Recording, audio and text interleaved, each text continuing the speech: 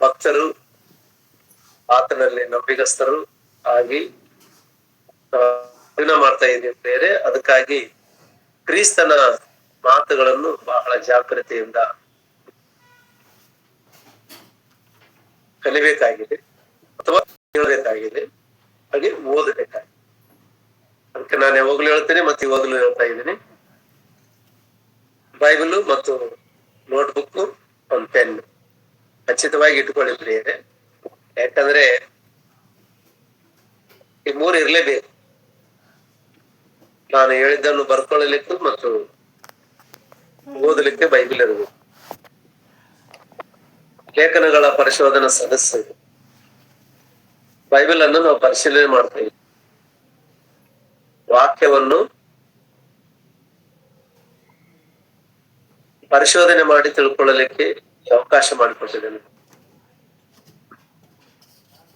ಅವತ್ತಿನಿಂದ ಇವತ್ತಿನವರೆಗೂ ಭಕ್ತರು ಅನಿಸ್ಕೊಳ್ತಕ್ಕಂಥವರು, ವಿಶ್ವಾಸಿಗಳು ಅಥವಾ ಕ್ರೈಸ್ತರು,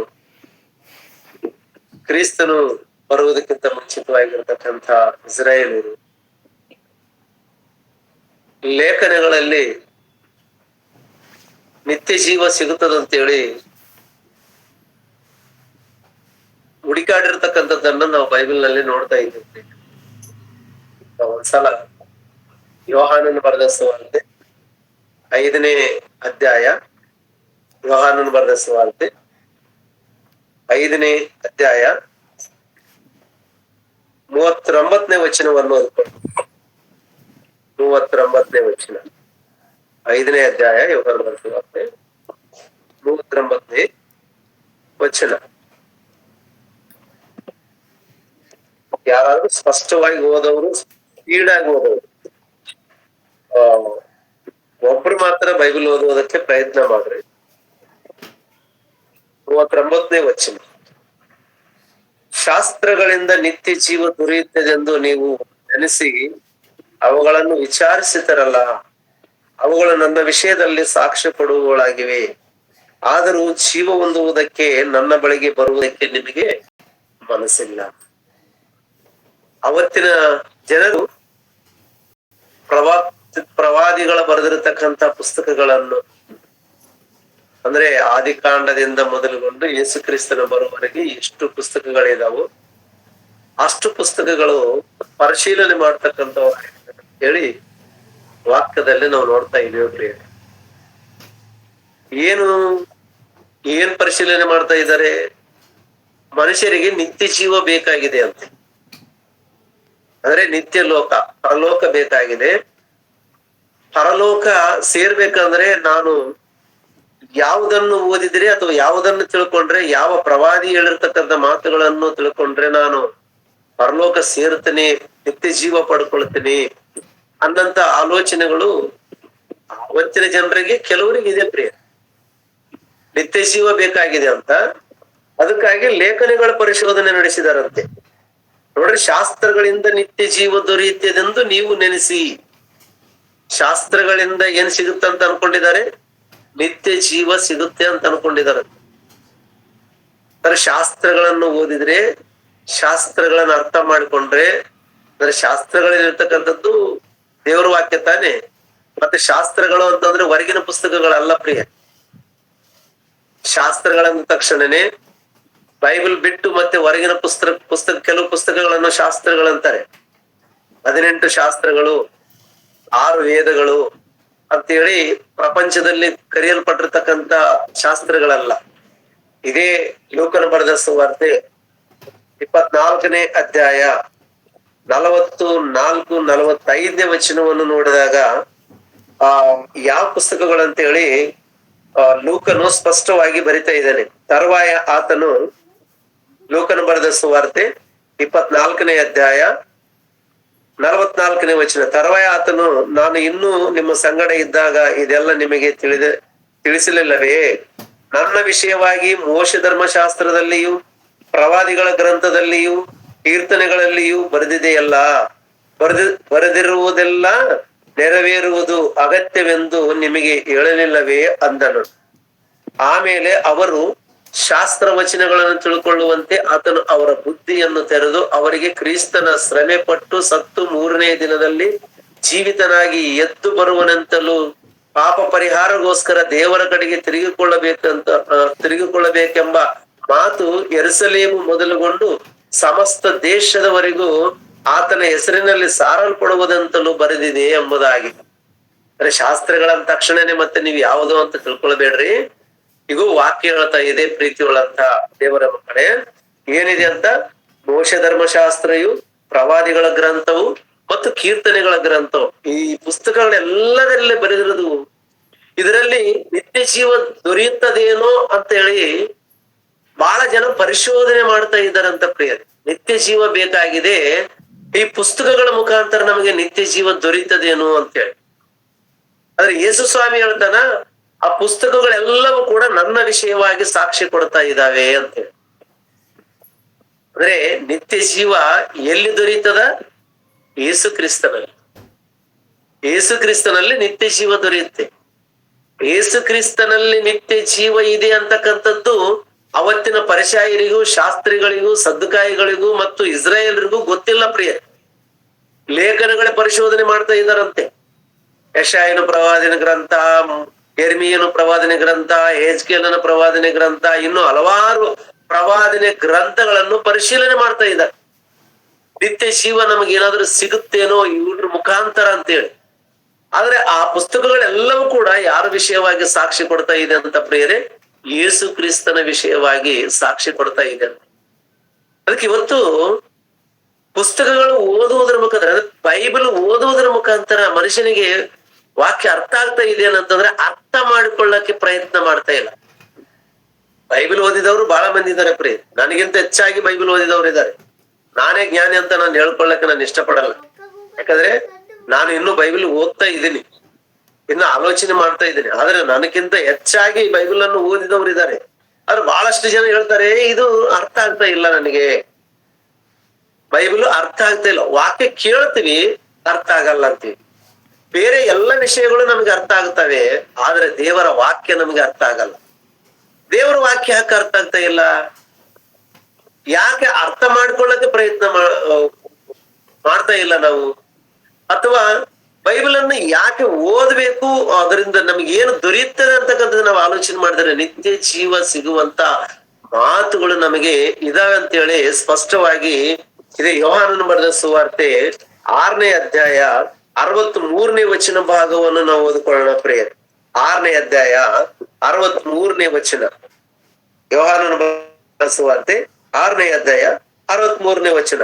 ಒದಗಿಸುವಂತದ್ದು ಆತ್ಮವೇ, ಮಾಂಸವು ಯಾವುದಕ್ಕೂ ಬರುವುದಿಲ್ಲ. ನಾನು ನಿಮಗೆ ಹೇಳಿರುವ ಮಾತುಗಳೇ ಆತ್ಮವಾಗಿಯೂ ಜೀವವಾಗಿಯೂ ಅವೇ ಎಂಬುದಾಗಿ ಹೇಳ್ತಾನೆ. ಯೇಸು ಕ್ರಿಸ್ತನು ಹೇಳಿರ್ತಕ್ಕಂಥ ಪ್ರತಿಯೊಂದು ಮಾತಿನಲ್ಲಿ ಕೂಡ ಏನಿದೆ ಅಂತ? ಜೀವ ತುಂಬಿದೆ ಅಂತ ಪ್ರೀತಿ ಉಳ್ಳಂತ ದೇವರ ಮಕ್ಕಳೇ. ಜೀವ ಇದೆ ಅಂತ ಹೇಳ್ತಾ ಇದ್ದಾನೆ. ಅಂದ್ರೆ ಯೇಸು ಸ್ವಾಮಿಯ ಮಾತಿನಲ್ಲಿ ಜೀವ ಇದೆನಾ? ನಿತ್ಯ ಜೀವ ಇದೆನಂದ್ರೆ ನಿತ್ಯ ಜೀವ ಇದೆ ಪ್ರಿಯರೇ. ಅದಕ್ಕೆ ಈ ಮಾತುಗಳು ನಮ್ಗೆ ಯಾಕೆ ಅರ್ಥ ಆಗ್ತಾ ಇಲ್ಲ? ಬಹಳಷ್ಟು ಜನ ಬೈಬಲ್ ಓದ್ರಿ ಬ್ರದರ್, ಬೈಬಲ್ ಓದ್ರಿ ಸಿಸ್ಟರ್ ಅಂತ ನಾವ್ ಹೇಳಿದಾಗ ಅವ್ರ ಬಾಯಿಂದ ಬರುವಂತ ಉತ್ತರ ಏನಂತಂದ್ರೆ, ಓದ್ತೀನಿ ಬ್ರದರ್, ನನಗೆ ಓದ್ಬೇಕಂದ್ರೆ ಬಹಳ ಇಷ್ಟ ಬೈಬಲ್ ಓದಕ್ಕೆ, ಬಟ್ ನನಗೆ ಅರ್ಥ ಆಗ್ತಾ ಇಲ್ಲ ಬ್ರದರ್ ಅಂತಾರೆ. ಬೈಬಲ್ ಅರ್ಥ ಆಗಲ್ವಾ? ಯಾಕೆ ಅರ್ಥ ಮಾಡ್ಕೊಳಕ್ ಪ್ರಯತ್ನ ಮಾಡ್ತಾ ಇಲ್ಲ? ಅರ್ಥ ಆಗಲ್ಲ ಅಂತ ಹೇಳಿ ಅದನ್ನ ಅಲ್ಲಿಗೆ ಬಿಡೋದು ಯಾಕೆ? ಪ್ರಯತ್ನ ಮಾಡು. ಬೈಬಲ್ ಅನ್ನು ಓದುವಾಗ ಸಂದರ್ಭಗಳನ್ನು ಆಲೋಚನೆ ಮಾಡಿದಾಗ ನಮ್ಗೆ ಖಚಿತವಾಗಿ ಬೈಬಲ್ ಅರ್ಥ ಆಗುತ್ತೆ ಪ್ರಿಯರೇ. ಇವತ್ತು ಬೈಬಲ್ ಅರ್ಥ ಆಗಲ್ಲ ಅಂತ ಹೇಳಿ ತಪ್ಪಿಸಿಕೊಳ್ಳೋದು ಬೇಡ. ಒಂದು ಸೈತಾನನ ಆಲೋಚನೆಗಳಲ್ಲಿ ಇದು ಒಂದು. ಏನಂದ್ರೆ, ನನಗೆ ಅರ್ಥ ಆಗಲ್ಲ ಬ್ರದರ್, ಬೈಬಲ್ ಓದಿದ್ರೆ ಅರ್ಥ ಆಗಲ್ಲ ಬ್ರದರ್. ಮತ್ತೆ ಹೇಳಿದ್ರೆ ಅರ್ಥ ಆಗುತ್ತಾ? ಹೇಳಿದ್ರೆ ಅರ್ಥ ಆಗುತ್ತಾ? ಇವತ್ತು ಪ್ರಪಂಚದಲ್ಲಿ ಎಷ್ಟೋ ಜನ ಸೇವಕರು, ಇಂಟರ್ನ್ಯಾಷನಲ್ ಸ್ಪೀಕರ್ಗಳಿದ್ದಾರೆ, ಏನ್ರಿ, ಭಕ್ತಾದಿಗಳಿದ್ದಾರೆ, ಎಷ್ಟೋ ವಿಷಯಗಳನ್ನು ಬಿಡಿಸಿ ಬಿಡಿಸಿ ಹೇಳುವಂತವ್ರಿದ್ದಾರೆ, ಒಂದಕ್ಕ 10 ಅರ್ಥಗಳನ್ನು ಹೇಳುವಂತವ್ರಿದ್ದಾರೆ. ಅನೇಕ ರೀತಿಯಲ್ಲಿ ಬೈಬಲ್ ಅನ್ನು ಬಾಳೆನ್ನು ಸುಳಿದು ಬಾಯಲ್ಲಿಟ್ಟ ಹಾಗೆ ಇವತ್ತು ಬೈಬಲ್ ಅನ್ನು ಬೋಧನೆ ಮಾಡ್ತಕ್ಕಂಥ ಬೋಧಕರು ಅನೇಕರಿದ್ದಾರೆ ಪ್ರಿಯರು, ಇಲ್ಲಂತಿಲ್ಲ. ಅನೇಕ ಬೋಧಕರಿದ್ದಾರೆ, ಅರ್ಥ ಹೇಳುವಂತವ್ರು ಇದ್ದಾರೆ. ಆದ್ರೆ ಕೇಳಿದ್ರು ಕೂಡ ಇವತ್ತು ಮನುಷ್ಯನ ಹೃದಯ ಬದಲಾವಣೆ ಏನಾದ್ರೂ ಆಗಿದೆನಾ? ಬ್ರದರ್ ಹೇಳಿದ್ರೆ ಅರ್ಥ ಆಗುತ್ತೆ ಅಂದ್ರೆ ಈ ವಾಕ್ಯ ಹೇಳಿದ್ರೆ ಕೂಡ ಇವತ್ತು ಮನುಷ್ಯನ ಹೃದಯ ಬದಲಾಗ್ತಾ ಇದೆನಾ? ಆಲೋಚನೆ ಮಾಡ್ಬೇಕಾಗಿದೆ. ಯಾಕೆ ಮನುಷ್ಯನ ಹೃದಯ ಬದಲಾಗ್ತಿಲ್ಲ?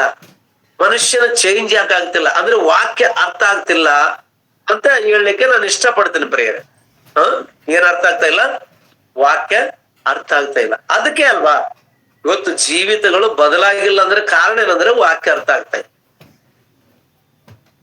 ನಿತ್ಯ ಜೀವ ಸಿಗುತ್ತೇನೆ ಅಂತೇಳಿ ಬೈಬಲ್ ಅನ್ನು ಪರಿಶೀಲನೆ ಮಾಡ್ತಕ್ಕಂತ ವ್ಯಕ್ತಿಗಳನ್ನು ನಾನು ತೋರಿಸ್ತಾ ಇದ್ದೇನೆ. ಅನೇಕರು ಪರಿಶಾಯರು ಶಾಸ್ತ್ರಿಗಳು ಆ ನಿತ್ಯ ಜೀವ ದೊರೀತದೆ ಏನಂತ ಶಾಸ್ತ್ರಗಳನ್ನು ಪರಿಶೀಲನೆ ಮಾಡ್ತಾ ಇದ್ದಾರೆ. ಮತ್ತು ಭಕ್ತಾದಿಗಳು ಹೇಳುವಂತ ವಾಕ್ಯಗಳನ್ನು ಈಗಿದಾವೋ ಇಲ್ಲೋ ಅಂತೇಳಿ ಪರಿಶೀಲನೆ ಮಾಡ್ತಕ್ಕಂಥ ಅಪೊಸ್ತಲರ ಕೃತ್ಯಗಳು 17ನೇ ಅಧ್ಯಾಯ 11ನೇ ವಚನ 12ನೇ ವಚನದಲ್ಲಿ ನಾವು ನೋಡ್ತೀವಿ ಪ್ರಿಯರೇ. ಓದಂತ ಅವಶ್ಯಕತೆ ಇಲ್ಲ, ಬಹಳ ಸಲ ಓದಿಕೊಂಡಿವಿ ಅದನ್ನ. ಅದೇ ಇಲ್ವಾ? ಅಂದ್ರೆ ಈ ಎಲ್ಲವೂ ಕೂಡ ಲೇಖನಗಳ ಪರಿಶೋಧನೆ ಯಾಕೆ ಮಾಡ್ತಾರೆ ಅಂದ್ರೆ ಈ ಲೇಖನಗಳ ಮುಖಾಂತರ ನಾನು ನಿತ್ಯ ಜೀವ ಸೇರ್ಬೇಕಾಗಿದೆ. ಯಾವ ಗ್ರಂಥದಲ್ಲಿ ಏನ್ ಬರೆದಿದೆ, ಯಾವ ಪುಸ್ತಕದಲ್ಲಿ ಏನ್ ಬರೆದಿದೆ, ಆದಿಕಾಂಡದಲ್ಲಿ ಏನಿದೆ, ಯಾಜಕ ಕಾಂಡದಲ್ಲಿ ಏನಿದೆ, ವಿಮೋಚನ ಕಾಂಡದಲ್ಲಿ ಏನಿದೆ, ಧರ್ಮೋಪದೇಶ ಕಾಂಡದಲ್ಲಿ ಏನಿದೆ, ಯೆಹೋಶುವನ ಕಾಲದಲ್ಲಿ ಏನು ಬರೆದಿದೆ, ಕೀರ್ತನೆಗಳಲ್ಲಿ ಏನಿದೆ, ಪ್ರವಾದಿಗಳ ಗ್ರಂಥಗಳಲ್ಲಿ ಏನಿದೆ ಅಂತಕ್ಕಂಥ ಪರಿಶೋಧನೆ ಅಂತಕ್ಕಂಥದ್ದು ಬೇಕಾಗಿದೆ ಪ್ರಿಯರೇ. ವಾಕ್ಯ ಕೇಳುವವರು ಮಾತ್ರ ನಿತ್ಯ ಜೀವ ಸೇರಲ್ಲ ಅಂತ, ಪರಲೋಕ ಸೇರಲ್ಲ ಅಂತ ಪ್ರಿಯರೇ. ವಾಕ್ಯ ಕೇಳಿದಷ್ಟು ಮಾತ್ರಕ್ಕೆ ಪರಲೋಕ ಸೇರಲ್ಲ ಅಂತ ಹೇಳಿ ರೋಮಪುರದವರಿಗೆ ಬರೆದಂತ ಪತ್ರಿಕೆ 2ನೇ ಅಧ್ಯಾಯ 13ನೇ ವಚನವನ್ನು ನಾವು ನೋಡ್ತೀವಿ ಪ್ರಿಯರೇ. ರೋಮಪುರದವರಿಗೆ ಬರೆದಂತ ಪತ್ರಿಕೆ 2ನೇ ಅಧ್ಯಾಯ 13ನೇ ವಚನ ಓದ್ತೀರೇ ಯಾರಾದ್ರೂ?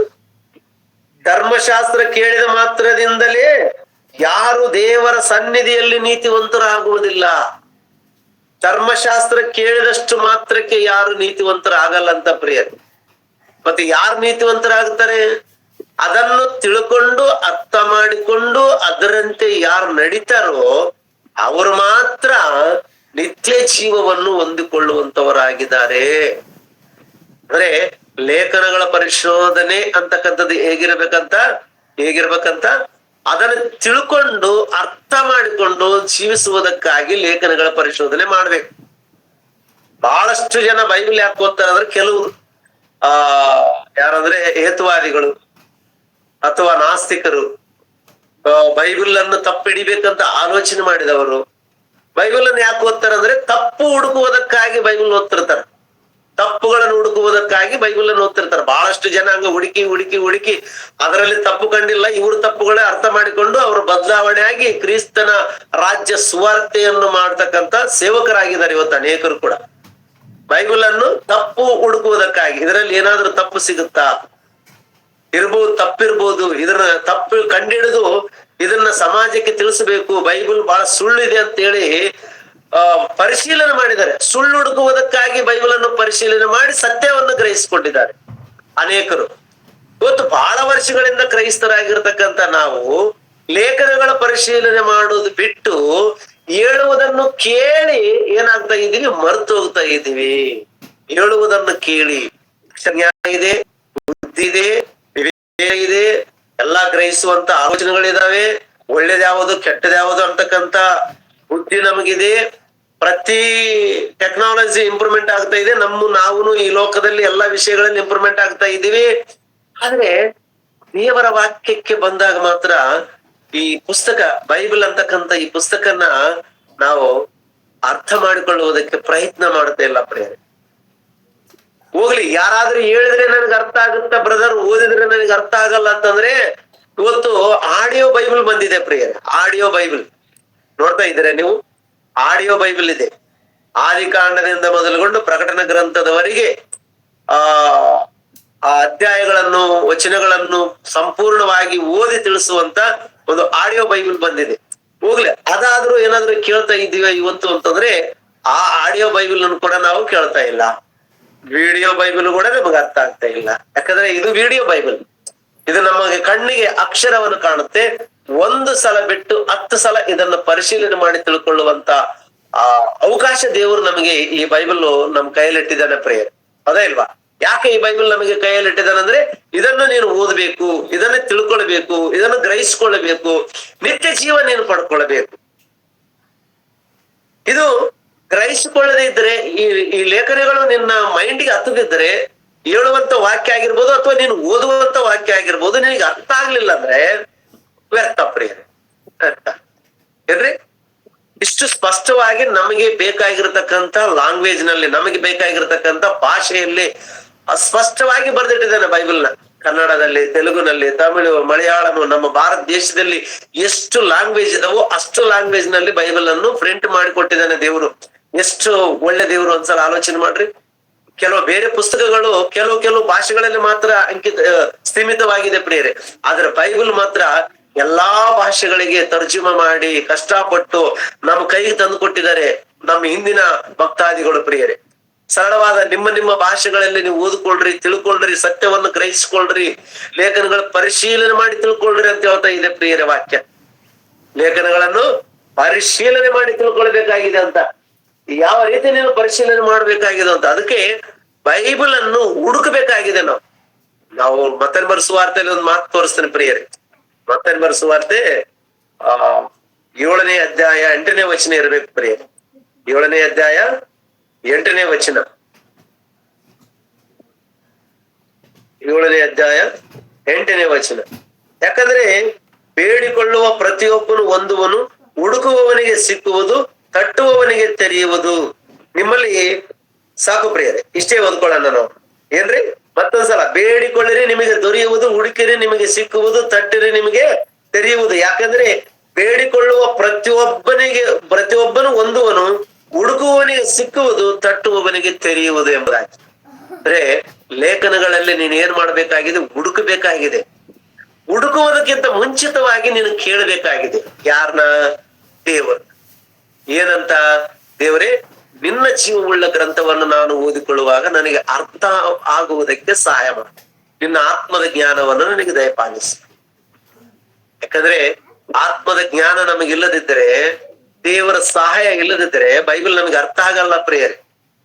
ಅದೇ ನಾನು ಹೇಳಿರೋದು. ಬಹಳಷ್ಟು ಜನ ಬೈಬಲ್ ಓದ್ತಾರ, ಒಂದು ನ್ಯೂಸ್ ಪೇಪರ್ ತರ ಓದ್ತಾರ, ದಿನ ಒಂದು ಅಧ್ಯಾಯ ತರ ಓದ್ತಾರ, ದಿನ ಒಂದು ಪುಸ್ತಕನ ಓದ್ಬೇಕಂತಾನೆ ಇಷ್ಟ ಇರೋರು ಒಂದು 3-4 ಅಧ್ಯಾಯಗಳನ್ನು ಓದ್ತಿರ್ತಾರೆ. ಯಾಕಂದ್ರೆ ಅದೇನಂತಾರ, ರೂಢಿ ಆಗಿದೆ ಇವತ್ತು ಕ್ರೈಸ್ತರಿಗೆ. ಒಂದು ಅಧ್ಯಾಯ ಬೈಬಲ್ ಓದ್ಕೊಂಡು ಪ್ರಾರ್ಥನೆ ಮಾಡ್ಕೊಂಡು ನಾನು ಹೊರಗಡೆ ಹೋಗ್ಬೇಕು, ಒಳ್ಳೇದು, ನಾನು ಬೇಡ ಅಂತ ಇಲ್ಲ, ಅಷ್ಟೇ. ನೀನು ಏನೋ ಕೆಲಸ ಗುರಿ ಇಟ್ಕೊಂಡು ನೀನು ಹೊರಗಡೆ ಹೋಗ್ಬೇಕಾದ್ರೆ, ನೀನು ಬಿಸ್ನೆಸ್ಗೋಸ್ಕರ ಅಥವಾ ಜಾಬ್ಗೋಸ್ಕರ ಅಥವಾ ಯಾವ್ದಕ್ಕೋಸ್ಕರ ನೀನು ಹೊರಗೆ ಹೋಗ್ಬೇಕಾಗಿದೆ. ಏನೋ ಅಧ್ಯಾಯನ ಪೂರ್ತಿ ನಮ್ಮ ಬೆನ್ನತ್ತಿ ಯಾರೋ ನಮ್ಮನ್ನು ಹೊಡಿತಾರ ಅನ್ನಂತ ರೀತಿಯಲ್ಲಿ ಸ್ಪೀಡಾಗಿ ಓದ್ಕೊಂಡು ಬೈಬಲ್ ಚಿಪ್ ಹಾಕಿ ಪ್ರಾರ್ಥನೆ ಮಾಡ್ಕೊಂಡು ಹೋಗ್ತಿರ್ತೀವಿ ಪ್ರಿಯರೇ. ಹೌದಾ? ನಮ್ಮನ್ನ ಯಾರೋ ಹೊಡಿತಾರೇನೋ, ನಮ್ಮಿಂದ ಬೆನ್ನೆಯಿಂದ ಯಾರೋ ಬರ್ತಾ ಇದಾರೇನೋ, ನನ್ನ ಓಡಿಸ್ತಾ ಇದಾರ ಅನ್ನೋದ್ ರೀತಿಯಲ್ಲಿ ಒಂದು ಅಧ್ಯಾಯನ 2 ನಿಮಿಷದಲ್ಲಿ ಪಟ ಪಟ ಪಟ ಪಟ ಪಟ ಓದಿದ್ದೇನೋ, ಚಿಪ್ ಹಾಕಿದ್ದೇನೋ ಪ್ರಾರ್ಥನೆ ಮಾಡ್ಕೊಂಡು ಹೋಗ್ತಿರ್ತಾರೆ. ಈ ರೀತಿಯಾಗಿ ಬೈಬಲ್ ಓದೋರು ಇದಾರೆ ಪ್ರಿಯರೇ. ಈ ರೀತಿಯಾಗಿ ಬೈಬಲ್ ಓದಿದ್ರೆ ನಮ್ಗೆ ಬೈಬಲ್ ನಲ್ಲಿ ಒಂದು ಅಕ್ಷರ ಸಾರಾಂಶ ಗೊತ್ತಾಗಲ್ಲ ಪ್ರಿಯರೇ, ಒಂದು ಸೆಂಟೆನ್ಸ್ಗಳು ಗೊತ್ತಾಗಲ್ಲ ನಮಗೆ. ಇವತ್ತು ಬೈಬಲ್ ಅನ್ನು ಓದುವುದು ಇದೇ ರೀತಿಯಾಗಿ ಬಹಳಷ್ಟು ಜನ ಓದ್ತಾ ಇದ್ದಾರೆ. ನಾನು ಒಂದು ಅಧ್ಯಾಯ ಓದ್ಬೇಕು ಅಷ್ಟೇ. ಇವತ್ತು ಮುಂಜಾನೆ ಆಗಿದೆ ಅಂದ್ರೆ ನಾನು ಒಂದು ಅಧ್ಯಾಯ ಓದ್ಬೇಕಲ್ಲ, ಮಲಗುವಾಗ ಒಂದು ಅಧ್ಯಾಯ ಓದ್ಕೊಳ್ಬೇಕು ನಾನು, ಅಥವಾ ಮಧ್ಯಾಹ್ನ ಆಗಿದೆ ಅಂದ್ರೆ ಒಂದು ಅಧ್ಯಾಯ ಓದ್ಕೊಳ್ಳಿ ಪ್ರಿಯರೇ. ಆದ್ರೆ ಓದುವಾಗ ಹೆಂಗು ಓದ್ಬೇಕಾದ್ರೆ ಹುಡುಕಬೇಕಾಗಿದೆ ಅಂತ, ಅದನ್ನ ಪರಿಶೀಲನೆ ಮಾಡಬೇಕಾಗಿದೆ ಅಂತ ಪ್ರಿಯರೇ. ಏನು ನನಗೆ ಅಕ್ಷರ ಜ್ಞಾನ ಬರ್ತದಂತೇಳಿ ಸಟ ಸಟ ಸಟ ಸಟ ಅಂತೇಳಿ ಓದುವುದಲ್ಲ ಪ್ರಿಯರೇ. ಅದಕ್ಕೆ ಹೇಳ್ತಾ ಇದ್ದಾನೆ, ಹುಡುಕಿರಿ ನಿಮಗೆ ಸಿಗುವುದು, ಬೇಡಿಕೊಳ್ಳಿರಿ ನಿಮಗೆ ದೊರೆಯುವುದು, ಹುಡುಕಿರಿ ನಿಮಗೆ ಸಿಕ್ಕುವುದು, ತಟ್ಟಿರಿ ನಿಮಗೆ ತೆರೆಯುವುದು. ಏನ್ ಹುಡುಕಬೇಕಾಗಿದೆ? ಏನ್ ಬೇಡಬೇಕಾಗಿದೆ? ಏನ್ ತಟ್ಟಬೇಕಾಗಿದೆ? ನೀನು ಲೋಕದಲ್ಲಿ ಇರ್ತಕ್ಕಂಥವ್ರ ವಿಷಯದಲ್ಲಿ ಹುಡುಕರ ಅಂತ ಹೇಳಿದಾನೆ, ಲೋಕದಲ್ಲಿ ಇರ್ತಕ್ಕಂಥದ್ರನ್ನ ಕೇಳಂತ ಹೇಳಿದಾನ ದೇವರು. ಇವತ್ತು ಅದೇನೇ ಅಲ್ಲ, ನಾವು ಕೇಳೋದೆಲ್ಲ ಪ್ರಾರ್ಥನೆಗಳಲ್ಲಿ ಏನ್ ಕೇಳ್ತೀವಿ? ನಾವು ಪ್ರಾರ್ಥನೆಗಳಲ್ಲಿ ಏನ್ ಕೇಳ್ತೀವಿ? ದೇವರೇ ನನಗೆ ಅದು ಬೇಕು, ದೇವರೇ ನನಗೆ ಇದು ಬೇಕಂತೇಳಿ. ಬೇಡಿಕೊಳ್ಳಿರಿ ನಿಮಗೆ ಸಿಗುವುದು, ದೊರೆಯುವುದು ಅಂತ ಹೇಳಿದಾನೆ. ಅದಕ್ಕೆ ಬೇಡಿಕೊಳ್ತಾ ಇದ್ದೀನಪ್ಪ, ಬೇಡಿಕೊಳ್ತಾ ಇದ್ದೀನಣ್ಣ ಅಂತೇಳಿ ನಾವು ಇವತ್ತು ನಮಗೆ ಬೇಕಾಗಿರ್ತಕ್ಕಂಥ ಎಲ್ಲವನ್ನು ಬೇಡಿಕೊಳ್ಳುತ್ತೇವೆ ಪ್ರಿಯರೇ. ಆದ್ರೆ ಎಂದಾದ್ರೂ ಜ್ಞಾನವನ್ನು ಬೇಡಿಕೊಂಡಿದೀವ ನಾವು? ಎಂದಾದ್ರೂ ದೇವರೇ ನಿನ್ನ ಗ್ರಂಥ ನಾನು ಓದುವಾಗ ನನಗೆ ಅರ್ಥ ಮಾಡು, ತಿಳಿಸು ಅಂತೇಳಿ ನಾವು ಬೇಡಿಕೊಂಡಿದೀವ ನಾವು?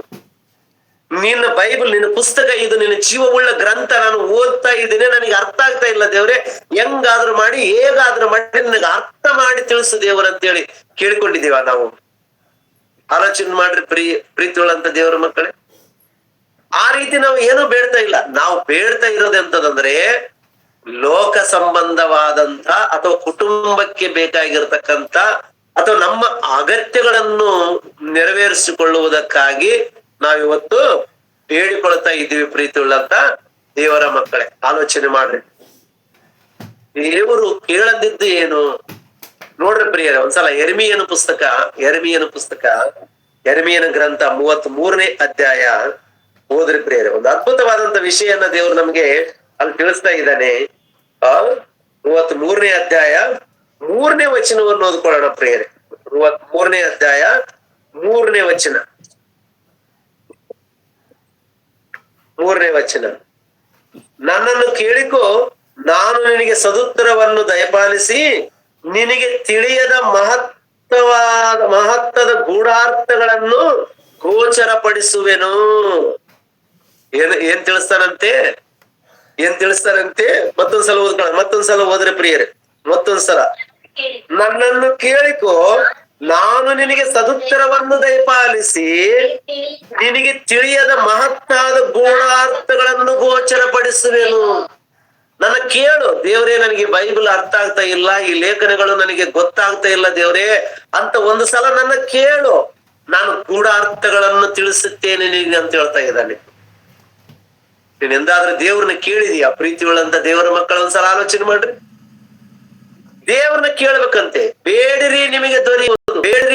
ಬೇಡು ದೇವ್ರನ್ನ ಬೇಡು. ಏನಂತ ಬೇಡ್ತೀಯಾ ದೇವ್ರನ್ನ ಏನಂತ ಬೇಡ್ತೀಯಾ?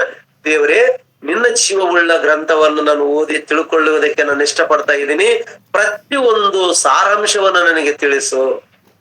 ಅದಕ್ಕೆ ಹೇಳ್ತಾ ಇದ್ದೀನಿ ಯಾಕೋಬನು ಬರೆದ ಪತ್ರಿಕೆಯಲ್ಲಿ 1ನೇ ಅಧ್ಯಾಯ 5ನೇ ವಚನದಲ್ಲಿ, ನಿಮ್ಮಲ್ಲಿ ಯಾವನಿಗಾದ್ರೂ ಜ್ಞಾನ ಕಡಿಮೆಯಾಗಿದ್ರೆ ಅವನು ನನ್ನನ್ನು ಕೇಳಿಕೊಳ್ಳಲಿ, ನಾನು ಅಂಗಿಸಿದೆ ಉದಾರ ಮನಸ್ಸಿನಿಂದ ನಾನು ಅವನಿಗೆ ಅನುಗ್ರಹಿಸುವೆನು. ಜ್ಞಾನ ಕೊಡುವುದಕ್ಕೆ ದೇವರು ಸಿದ್ಧವಾಗಿದ್ದಾನೆ, ಗೂಢಾರ್ಥಗಳನ್ನು ತಿಳಿಸುವುದಕ್ಕೆ ದೇವರು ಸಿದ್ಧವಾಗಿದ್ದಾನೆ, ಬೈಬಲ್ ಅರ್ಥ ಮಾಡಿ ಹೇಳುವುದಕ್ಕೆ ಆತನು ರೆಡಿ ಆಗಿದ್ದಾನೆ, ತನ್ನ ಬಯೋಡೇಟ್ ಎಲ್ಲ ನಿನಗೆ ಮುಂದೆ ಇಡ್ಬೇಕಂತೇಳಿ ಇಷ್ಟಪಡ್ತಾ ಇದ್ದಾನೆ. ದೇವರ ಮನಸ್ಸಿನಲ್ಲಿರ್ತಕ್ಕಂಥ ಆತನ ಮನೋಭಾವನೆಗಳು, ಆತನ ಮನಸ್ಸಿನ ಆಲೋಚನೆಗಳು ನಿನಗೆ ತಿಳಿಸಬೇಕಂತ ಕಾಯ್ತಾ ಇದ್ದಾನೆ. ಯಾರು ಕೇಳ್ತಾರ ಅವರಿಗೆ ಕೊಡಬೇಕು.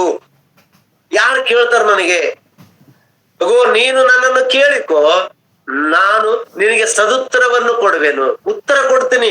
ಪ್ರಶ್ನೆ ಮಾಡು, ಉತ್ತರ ಕೊಡ್ತೀನಿ. ದೇವ್ರಿಗೆ ಏನ್ ಪ್ರಶ್ನೆ ಮಾಡ್ತೀನಿ? ದೇವ್ರೇ, ನನಗೆ ಯಾಕೆ ರೋಗ ಹೋಗ್ತಾ ಇಲ್ಲ? ದೇವ್ರೇ, ನನಗೆ ಯಾಕೆ ಆ ಫ್ಲಾಟ್ ಬರ್ತಾ ಇಲ್ಲ? ದೇವ್ರೇ, ನಾನು ಯಾಕೆ ಇದನ್ನ ತಗೊಳ್ಕೊಳಕ್ ಆಗ್ತಾ ಇಲ್ಲ? ದೇವ್ರೇ, ನನಗೆ ಯಾಕೆ ಉದ್ಯೋಗ ಬರ್ತಾ ಇಲ್ಲ?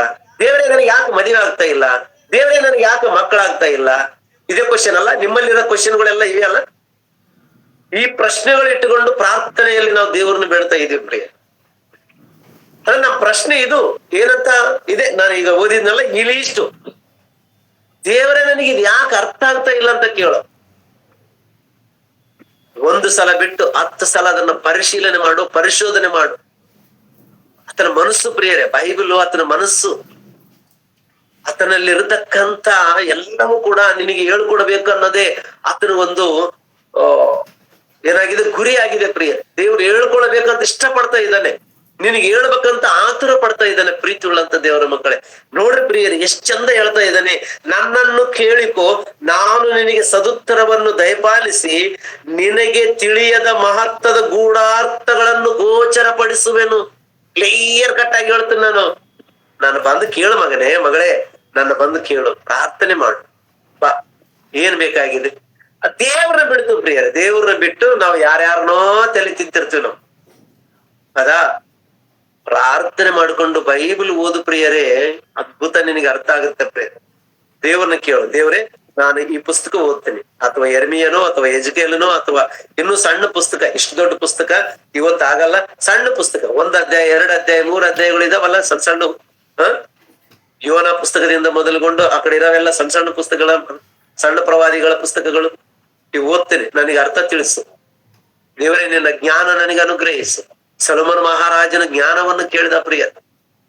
ಅದಕ್ಕೆ ಪ್ರಪಂಚದಲ್ಲಿ ಯಾರಿಗಿಲ್ಲದಂತ ಜ್ಞಾನವನ್ನು ಸೊಲೊಮನ್ ರಾಜನಿಗೆ ಕೊಟ್ಟನೆಂಬುದಾಗಿ ಬೈಬಲ್ ನಲ್ಲಿ ನಾನು ನೋಡ್ತೀವಿ ಪ್ರಿಯರೇ. ಮತ್ತೆ ನಿನಗೂ ನನಗೂ ಕೊಡಲ್ವಾ ದೇವರು? ಹೇಳ್ತಾ ಇದ್ದಾನೆ, ಎರ್ಮಿಯನ್ ಮುಖಾಂತರ ನಮಗೆ ತಿಳಿಸ್ತಾ ಇದ್ದಾನೆ ಏನಂತ? ನನ್ನನ್ನು ಕೇಳಿಕೋ, ನಾನು ನಿನಗೆ ಸದುತ್ತರವನ್ನು ದಯಪಾಲಿಸುವೆನು. ನಿನಗೆ ತಿಳಿಯದ ಮಹತ್ವದ ಗೂಢಾರ್ಥಗಳನ್ನು ಪ್ರಪಂಚದಲ್ಲಿ ಯಾರಿಗೂ ತಿಳಿಯದೇ ಇರತಕ್ಕಂತ ವಿಷಯಗಳನ್ನು ನಿನಗೆ ತಿಳಿಸುವುದಕ್ಕೆ ಇಷ್ಟಪಡ್ತಾ ಇದ್ದಾನೆ ಪ್ರಿಯರೇ. ಅರ್ಥ ಮಾಡ್ಕೊಳ್ಳುವುದಕ್ಕೆ ಪ್ರಯತ್ನ ಮಾಡು. ಬೈಬಲ್ ಓದ್ಬೇಕಾಗಿದೆ. ಯಾಕಂದ್ರೆ ಬೈಬಲ್ ಓದ್ಲಿಲ್ಲ ಅಂದ್ರೆ ದೇವರ ಮನಸ್ಸು ನಮ್ಗೆ ಅರ್ಥ ಆಗಲ್ಲ ಪ್ರಿಯರೇ. ದೇವರ ಮನಸ್ಸು ನಮಗೆ ಅರ್ಥನೇ ಆಗಲ್ಲ. ದೇವರ ಮನಸ್ಸು ನಮಗೆ ಅರ್ಥ ಆಗ್ಬೇಕು ಅಂತಂದ್ರೆ ನೀನು ಬೈಬಲ್ ಮುಂದೆ ಕುಂತು ಮೊಣಕಾಲಚ್ಚಿ ಪ್ರಾರ್ಥನೆ ಮಾಡಿ ದೇವರ ವಾಕ್ಯವನ್ನು ಓದಬೇಕು. ಅವಾಗ ಆತನು ತಿಳಿಸ್ತಾನಂತ ಪ್ರಿಯರೇ. ಯೆಶಾಯನು ಬರೆದ ಪುಸ್ತಕ 34ನೇ ಅಧ್ಯಾಯ. ಯೆಶಾಯನು ಬರೆದ ಪುಸ್ತಕ 34ನೇ ಅಧ್ಯಾಯ 16ನೇ ವಚನವನ್ನು ಓದ್ಕೊಳ್ಳೋಣ ಪ್ರಿಯರೇ. 34ನೇ ಅಧ್ಯಾಯ 16ನೇ ವಚನ ಏನ್ ಮಾಡಂತ ಹೇಳ್ತಾ ಇದ್ದಾನೆ ನೋಡ್ರಿ ಪ್ರಿಯರೇ. 16ನೇ ವಚನದಲ್ಲಿ ಯೆಹೋವನು ಶಾಸ್ತ್ರದಲ್ಲಿ ಹುಡುಕಿ ಓದಿರಿ. ಹುಡುಕಬೇಕಾಗತ್ತ, ಓದ್ಬೇಕಾದ ಹುಡುಕಬೇಕಾಗಿದಂತ. ಹುಡುಕಿ ಓದ್ರಿ ಅಂತ ಹೇಳ್ತಾ ಇದೆ ಬೈಬಲ್. ಹುಡುಕಿ ಓದು. ಅದು ಜೀವವುಳ್ಳ ಗ್ರಂಥ. ಒಂದೇ ತಲ್ಲಿ ಅಂತಕ್ಕಂಥದ್ದು ಬರೆದಿಲ್ಲ. ಆದಿಕಾಂಡದಿಂದ ಮೊದಲುಗೊಂಡು ಪ್ರಕಟಣಾ ಗ್ರಂಥದವರೆಗೆ ದೇವರ ಮನಸ್ಸಿನಲ್ಲಿರ್ತಕ್ಕಂಥ ಆಲೋಚನೆಗಳು ಬರೆದಿಟ್ಟಿದ್ದಾನೆ. ನಿನಗೆ ಯಾವ್ದಾದ್ರು ಡೌಟ್ ಬಂದ್ರೆ, ಪ್ರಶ್ನೆ ಬಂದ್ರೆ ಆ ಪ್ರಶ್ನೆನ ನೀನು ಹುಡುಕಿ ತಿಳ್ಕೊಳ್ಬೇಕಾಗಿದೆ ಅಂತ. ಹುಡುಕು. ನೀನೇನ್ ಹುಡುಕ್ತಾ ಇದ್ದ? ಹುಡುಕಿರಿ ನಿಮಗೆ ಸಿಗುವುದು ಅಂತ ಹೇಳಿದಾನೆ. ಹುಡುಕಿರಿ ನಿಮಗೆ ಸಿಗುವುದು. ಏನ್ ಹುಡುಕ್ತೀವಿ ನಾವು? ಭೂಭಾಗದಲ್ಲಿ ಅಡಗಿಟ್ಟಿರುವ ಧನ, ನಿಧಿ, ಬಂಗಾರ, ಬೆಳ್ಳಿ, ವಜ್ರ, ವೈಡೂರ್ಯ, ಮುತ್ತುರತ್ನಗಳು, ಕೆಬ್ಬಣ, ಪೆಟ್ರೋಲು, ಡೀಸೆಲು, ಕಿರಸನ, ಇದನ್ನ ಕಲ್ಲಿದ್ದಿಲಿ, ಇದು ಹುಡುಕೊಳ್ತಾ ಇದೀವಿ ನಾವಿವತ್ತು. ದೇವರ ವಾಕ್ಯ ಹೇಳ್ತಾ ಇದೆ, ಪ್ರೀತಿ ಉಳ್ಳಂತ ದೇವರ ಮಕ್ಕಳು ಏನ್ ಹೇಳ್ತಾರೆ? ಯೆಹೋವನ ಶಾಸ್ತ್ರದಲ್ಲಿ ಹುಡುಕಿ ಓದಿರಿ, ಇವುಗಳಲ್ಲಿ ಯಾವುದು ಇಲ್ಲದಿರದು, ಎಲ್ಲವೂ ಜೊತೆಯಾಗಿರುವವು. ಜೊತೆಯಾಗಿ ಇಲ್ಲಿ ಪ್ರಶ್ನೆ ಬಂದಿದೆ ಅಂದ್ರೆ ಇನ್ನೊಂದು ಗ್ರಂಥದಲ್ಲಿ ಆಗಿರ್ಬೋದು, ಇನ್ನೊಂದು ಅಧ್ಯಾಯದಲ್ಲಿ ಆಗಿರ್ಬೋದು, ಅದಕ್ಕೆ ಉತ್ತರ ಇದೆ ಅಂತ ಹೇಳ್ತಾ ಇದ್ದಾನೆ. ಅದಕ್ಕೆ ಉತ್ತರ ಇದೆ. ಇಲ್ಲಿ ನಿನಗೆ ಕ್ವಶನ್ ಬಂದಿದ್ರೆ ಆನ್ಸರ್ ಇನ್ನೊಂದು ಪುಸ್ತಕದಲ್ಲಿ ಇರ್ಬೋದು. ಆದಿಕಾಂಡದಲ್ಲಿ ನಿನಗೆ ಪ್ರಶ್ನೆ ಬಂದ್ರೆ ಪ್ರಕಟಣಾ ಗ್ರಂಥದಲ್ಲಿ ನಿನಗೆ ಉತ್ತರ ಸಿಗಬಹುದು. ಅದಕ್ಕೆ ಲೇಖನಗಳ ಪರಿಶೋಧನೆ ಮಾಡಬೇಕಾಗಿದೆ ಅಂತ ಪ್ರೀತಿಯುಳ್ಳಂತ ದೇವರ ಮಕ್ಕಳು. ಲೇಖನಗಳನ್ನು ಓದಿ ತಿಳ್ಕೊಳ್ಬೇಕಂತ, ಓದಿ ಗ್ರಹಿಸ್ಕೊಳ್ಬೇಕಂತ. ಅದಕ್ಕೆ ಇಲ್ಲಿ ಹೇಳ್ತಾ ಇದ್ದಾನೆ, ಯೆಹೋವನ ಶಾಸ್ತ್ರದಲ್ಲಿ ಹುಡುಕ್ತಾ ಇದೀಯ. ಎಲ್ಲಿದೆ ಈ ಪ್ರಶ್ನೆಗೆ ಉತ್ತರ? ಎಲ್ಲಿದೆ? ಏನ್ ಮಾಡ್ತೀವಿ? ಇಲ್ಲಿ ಪ್ರಶ್ನೆ ಸಿಕ್ತಂದ್ರೆ ಅಂಡರ್ಲೈನ್ ಮಾಡ್ಕೊಂಡು ಆ ಕ್ವಶನ್ ನಮ್ಮ ಡೈರಿಯಲ್ಲಿ ಬರ್ಕೊಂಡು ಫೋನ್ ಹಚ್ತೀವಿ. ಆ ಪಾಸ್ಟ್ರಿಗೆ, ಈ ಪಾಸ್ಟ್ರಿಗೆ, ಅವ್ರಿಗೆ, ಬ್ರದರ್ ನನಗೊಂದು ಡೌಟ್, ನನಗೊಂದು ಪ್ರಶ್ನೆ. ಯಾಕಂದ್ರೆ ಓದಕ್ ನಮ್ ಕೈಲಿ ಆಗಲ್ಲ. ಇನ್ನೊಬ್ಬರನ್ನ ಕೇಳಿ ತಿಳ್ಕೊಳ್ಳುವುದಕ್ಕೆ ನಾವು ಪ್ರಯತ್ನ ಮಾಡಿ ಹುಡುಕಿ ಓದಿ ಸಿಗುತ್ತೆ ಅಂತ ಹೇಳ್ತಾ ಇದೆ ನೋಡ್ರಿ ಕೆಳಗನೆ ವಚನದಲ್ಲಿ. ಯೆಹೋವನ ಶಾಸ್ತ್ರದಲ್ಲಿ ಹುಡುಕಿ ಓದಿರಿ, ಇವುಗಳಲ್ಲಿ ಯಾವುದು ಇಲ್ಲದಿರದು, ಎಲ್ಲವೂ ಜೊತೆಯಾಗಿರುವವು, ಯಾವುದು ಸಿಂಗಲ್ ಇಲ್ಲ. ಇಲ್ಲಿ ಕ್ವಶನ್, ಇನ್ನೊಂದಲ್ಲಿ ಆನ್ಸರು. ನೀನೇ ಕಂಡುಕೊಳ್ಳಬೇಕು. ಆದ್ರೆ ಇವತ್ತು ರೆಡಿಮೇಡ್ ಫುಡ್ ತಿನ್ನೋ ರೂಢಿ ಬಿದ್ದೈತಲ್ಲ ನಮಗೆ. ಫಾಸ್ಟ್ ಫುಡ್ ಹಸುವಾದ ತಕ್ಷಣನೇ ಬಜಾರ್ಗೆ ಹೋಗ್ತೀವಿ, ಇಲ್ಲ ಆರ್ಡರ್ ಮಾಡ್ಕೊಳ್ತೀವಿ. ಫೋನ್ ಬಂದಿದೆ ಪ್ರಿಯರೇ, ಫೋನಲ್ಲಿ ಆರ್ಡರ್ ಆದ್ರೆ ಮನೆ ಬಾಗಿಲಿಗೆ ತಂದು ಕೊಡ್ತಾರೆ. ಅದಕ್ಕೆ ರೂಢಿ ಬಿದ್ದೇವೆ ಪ್ರಿಯರೇ. ನಾವು ಮಾಡಿಕೊಂಡ್ರೆ ಅದ್ರ ಟೇಸ್ಟ್ ಏನಂಬುದು ನಮಗೆ ಗೊತ್ತಾಗ್ತದ ಪ್ರಿಯರೇ. ಅದೇ ರೀತಿಯಲ್ಲಿ ಇನ್ನೊಬ್ಬರನ್ನ ಕೇಳಿ ತಿಳ್ಕೊಳ್ಳುವುದಕ್ಕಿಂತ ನಾನೇ ಓದಿ ತಿಳ್ಕೊಳ್ಬೇಕು, ನಾನೇ ಗ್ರಹಿಸ್ಕೊಳ್ಬೇಕು. ಅದ್ರ ಸಾರಾಂಶ ನಮಗ್ ಗೊತ್ತಾಗುತ್ತೆ. ಇಲ್ಲಿ ಪ್ರಶ್ನೆ ಮಾಡಿ ಇನ್ನೊಬ್ಬರಿಗೆ ಫೋನ್ ಮಾಡಿ ಕೇಳಿದಾಗ ಅವ್ರು ಏನೋ ಒಂದು ಶಾರ್ಟ್ ಕಟ್ ಆಗಿ ಒಂದು ಮಾತು ಹೇಳ್ತಾರ. ಅರ್ಥ ಆಯ್ತು ಬಿಡಿ ಬ್ರದರ್ ಅಂತ. ಅರ್ಥ ಆಯ್ತು. ಏನ್ ಅರ್ಥ ಆಯ್ತು? ಬೈಬಲ್ ಎಲ್ಲ ಅರ್ಥ ಆಯ್ತಾ? ಅಲ್ಲಿ ಯಾಕೆ ಬರ್ದಿದೆ ಆ ಮಾತಂತ ಅರ್ಥ ಆಯ್ತಾ? ಯಾಕೆ ಅಂದಿದ್ದಾನೆ ಆ ಮಾತಂತ ಅರ್ಥ ಆಯ್ತಾ? ಯಾರಿಗೆ ಅಂದಿದ್ದಾನಂತ ಅರ್ಥ ಆಯ್ತಾ? ಯಾರನ್ನಾದ್ರೂ ಕೇಳಿದ್ರೆ ಏನ್ ಹೇಳ್ತಾರೆ? ಈಗ ನನಗೆ ನೀವ್ ಏನಾದ್ರು ಪ್ರಶ್ನೆ ಮಾಡಿದ್ರೆ ಒಂದು ಶಾರ್ಟ್ ಅಂಡ್ ಸ್ವೀಟ್ ಆಗಿ ಒಂದು ಮಾತು, ಸಣ್ಣ ಮಾತಿನಿಂದ ನಿನಗೆ ಉತ್ತರ ಕೊಡ್ತೀನಿ. ಆಯ್ತು, ಕ್ಲೋಸ್. ನಿನಗೆ ಎಷ್ಟು ಅರ್ಥ ಆಯ್ತು? ಸ್ವಲ್ಪ ಅರ್ಥ ಆಯ್ತು. ಅದು 4 ದಿನಕ್ಕೆ ಮತ್ತೆ ಮರ್ತೋಗುತ್ತೆ. ಮೊನ್ನೆ ಇಮಾನುಯಲ್ ಬ್ರದರ್ ಹೇಳಿದ್ರು, ಬಟ್ ನನಗೆ ಅದು ಅರ್ಥ ಆಯ್ತು, ಏನೋ ಮರ್ತು ಬಿಟ್ಟೆ. ಅದೇ ನೀನೇ ಓದಿ ಹುಡುಕಿ ತಿಳ್ಕೊಂಡ್ರೆ ಅದು ಪ್ರಿಂಟೆಡ್ ಆಗುತ್ತಾ ಪ್ರಿಯರೇ, ನಿನ್ನ ಹೃದಯದಲ್ಲಿ, ನಿನ್ನ ಮೆದುಳಿನಲ್ಲಿ ಪ್ರಿಂಟೆಡ್ ಆಗುತ್ತಾ ಪ್ರಿಯರೇ, ಎಲ್ಲಿಗೂ ಹೋಗಲ್ಲ. ಅದಕ್ಕಾಗಿ ಪ್ರೀತಿ ಉಳ್ಳಂತ ದೇವರ ಮಕ್ಕಳೇ, ಯೆಹೋವನ ಶಾಸ್ತ್ರವನ್ನು ಹುಡುಕಿ ಓದಿರಿ ಅಂತ ಸ್ಪಷ್ಟವಾಗಿ ಓದ್ತಾ ಇದ್ದೆ. ನಾನು ದೇವರ ವಾಕ್ಯನ್ನ ಅರ್ಥ ಮಾಡ್ಕೊಳ್ಬೇಕಾದಕ್ಕೆ ಪ್ರಯತ್ನ ಮಾಡ್ಬೇಕು. ನಾವು ದೇವರ ವಾಕ್ಯನ್ನ ಅರ್ಥ ಮಾಡಿಕೊಳ್ಳುವುದಕ್ಕೆ ಪ್ರಯತ್ನ ಮಾಡ್ಬೇಕು. ಯಾರು ಹೇಳಿದ್ದ 4 ಮಾತ್ರ ಕೇಳಿಕೊಂಡು ನಮ್ ಜೀವನ ಕಳೆದ್ರೆ ಪ್ರಿಯರೇ, ನಮ್ಗೆ ನಿತ್ಯ ಜೀವ ಸಿಗಲ್ಲ ಪ್ರಿಯರೇ. ನಮ್ಗೆ ನಿತ್ಯ ಜೀವ ಸಿಗಬೇಕಾದ್ರೆ ಅದನ್ನ ಅರ್ಥ ಮಾಡಿಕೊಳ್ಳುವುದಕ್ಕೆ ಪ್ರಯತ್ನ ಮಾಡ್ಬೇಕು. ಅದಕ್ಕೆ ಓದ್ಬೇಕಾಗಿದೆ. ನಾವು ಬೈಬಲ್ ಅನ್ನು ಓದದೇ ಇದ್ರೆ ನಮ್ಗೇನು ಅರ್ಥ ಆಗಲ್ಲ ಪ್ರಿಯರೇ. ಇವತ್ ನನ್ನ ಪ್ರಸಂಗ ನಿಮ್ಮ ಮೈಂಡ್ ಅಲ್ಲಿ ಎಷ್ಟೊತ್ತಿರ್ತದ ಪ್ರಿಯರೇ, ನಿಜ ಹೇಳ್ತೇನೆ ಪ್ರಿಯರೇ, ನೀವ್ ಏನಾದ್ರೂ ತಪ್ಪು ತಿಳ್ಕೊಳ್ರಿ. ಎಷ್ಟೊತ್ತಿರ್ತದ್ರೆ ಕೇಳಿದಷ್ಟು ಮಟ್ಟಿಗೆ ಇರ್ತದ. 1 ಅವರ್ ಇರ್ಬೋದು, 2 ಅವರ್ ಇರ್ಬೋದು, ಅಥವಾ ಲಾಸ್ಟ್ ಅಂದ್ರೆ ಮಹಾಜ್ಞಾನಿಗಳಂದ್ರೆ 1 ದಿನ ಇರ್ಬೋದು ನಿಮ್ಮ ಹತ್ರ. ಮತ್ ಬರ ಶುಕ್ರವಾರ ನಾನು ಇದೇ ಸಬ್ಜೆಕ್ಟ್ ವಿಷಯದಲ್ಲಿ ಪ್ರಶ್ನೆ ಮಾಡ್ತೀನಿ, ಉತ್ತರ ಕೊಡ್ತೀರಾ? ಉತ್ತರ ಕೊಡಕ್ ಆಗಲ್ಲ. ಯಾಕೆಂದ್ರೆ ಅದು ಇರಲ್ಲ. ಅದೇ ನೀನೇ ಓದಿ ಗ್ರಹಿಸಿಕೊಂಡ್ರೆ, ನೀನೇ ಓದಿ ತಿಳ್ಕೊಂಡ್ರೆ, ಅದು ಎಷ್ಟು ವರ್ಷಗಳಾದ್ರೂ ಕೂಡ ಅದು ನಿನ್ನ ಮೈಂಡ್ ಅಲ್ಲಿ ಇರುತ್ತೆ. ಯಾರೇ ಕೇಳಿ, ಇನ್ನು ಹೇಳ್ದಂಗಲ್ಲ ಇನ್ನು ರುಚಿಕಟ್ಟವಾಗಿ ಹೇಳುವುದಕ್ಕೆ ಪ್ರಯತ್ನ ಮಾಡ್ತೀನಿ. ನೀನು ಇವತ್ತು ಹೇಳಿದ್ದಿ, ಅದು ಸ್ವಲ್ಪ ಭಾಗ ಹೇಳಿದ್ದಿ, ಇನ್ನೊಂದು ದಿನ ಅದೇ ಪ್ರಶ್ನೆ ಯಾರಾದ್ರೂ ಕೇಳಿದ್ರೆ ಅದಕ್ಕೆ ಇನ್ನೂ ಅದ್ಭುತವಾದಂತ ಉತ್ತರ ಕೊಡುತ್ತೆ, ಇನ್ನು ಟೇಸ್ಟ್ ಕೊಡ್ತಿದ್ದೆ ಪ್ರಿಯರೇ. ಅದಕ್ಕೆ ಲೇಖನಗಳ ಪರಿಶೀಲನೆ ಅಂದುಕೊಂಡಾಗ ಮಾತ್ರ ನಮಗೆ ಏನಾಗತ್ತಂದ್ರೆ ಅದು ರುಚಿಕರವಾಗಿ ನಾವು ಓದಲಿಕ್ಕೆ ಹೇಳಲಿಕ್ಕೆ ಇಷ್ಟಪಡ್ತೀವಿ ಪ್ರಿಯರೇ. ನಾವ್ ಹೇಳಲಿಕ್ಕೆ ಇಷ್ಟಪಡ್ತೀವಿ, ಅದು ರುಚಿಕಟ್ಟಾಗಿರ್ಬೇಕು ನಮಗೆ. ಅದಕ್ಕಾಗಿ ಲೇಖನಗಳನ್ನು ಓದಿರಿ, ಲೇಖನಗಳನ್ನು ಪರಿಶೀಲನೆ ಅಂತಕ್ಕಂಥದ್ದು ಮಾಡ್ರಿ ಎಂಬುದಾಗಿ ವಾಕ್ಯದಲ್ಲಿ ನಾವು ನೋಡ್ತಾ ಇದ್ದೀವಿ ಪ್ರೀತಿ ಉಳ್ಳಂತ ದೇವರ ಮಕ್ಕಳೇ. ಕೀರ್ತನೆಗಳ ಗ್ರಂಥ 111ನೇ ಅಧ್ಯಾಯ 2-3 ವಚನಗಳನ್ನು ಓದಿಕೊಳ್ಳೋಣ ಪ್ರಿಯ. ಕೀರ್ತನೆಗಳ ಗ್ರಂಥ 111ನೇ ಅಧ್ಯಾಯ 111 111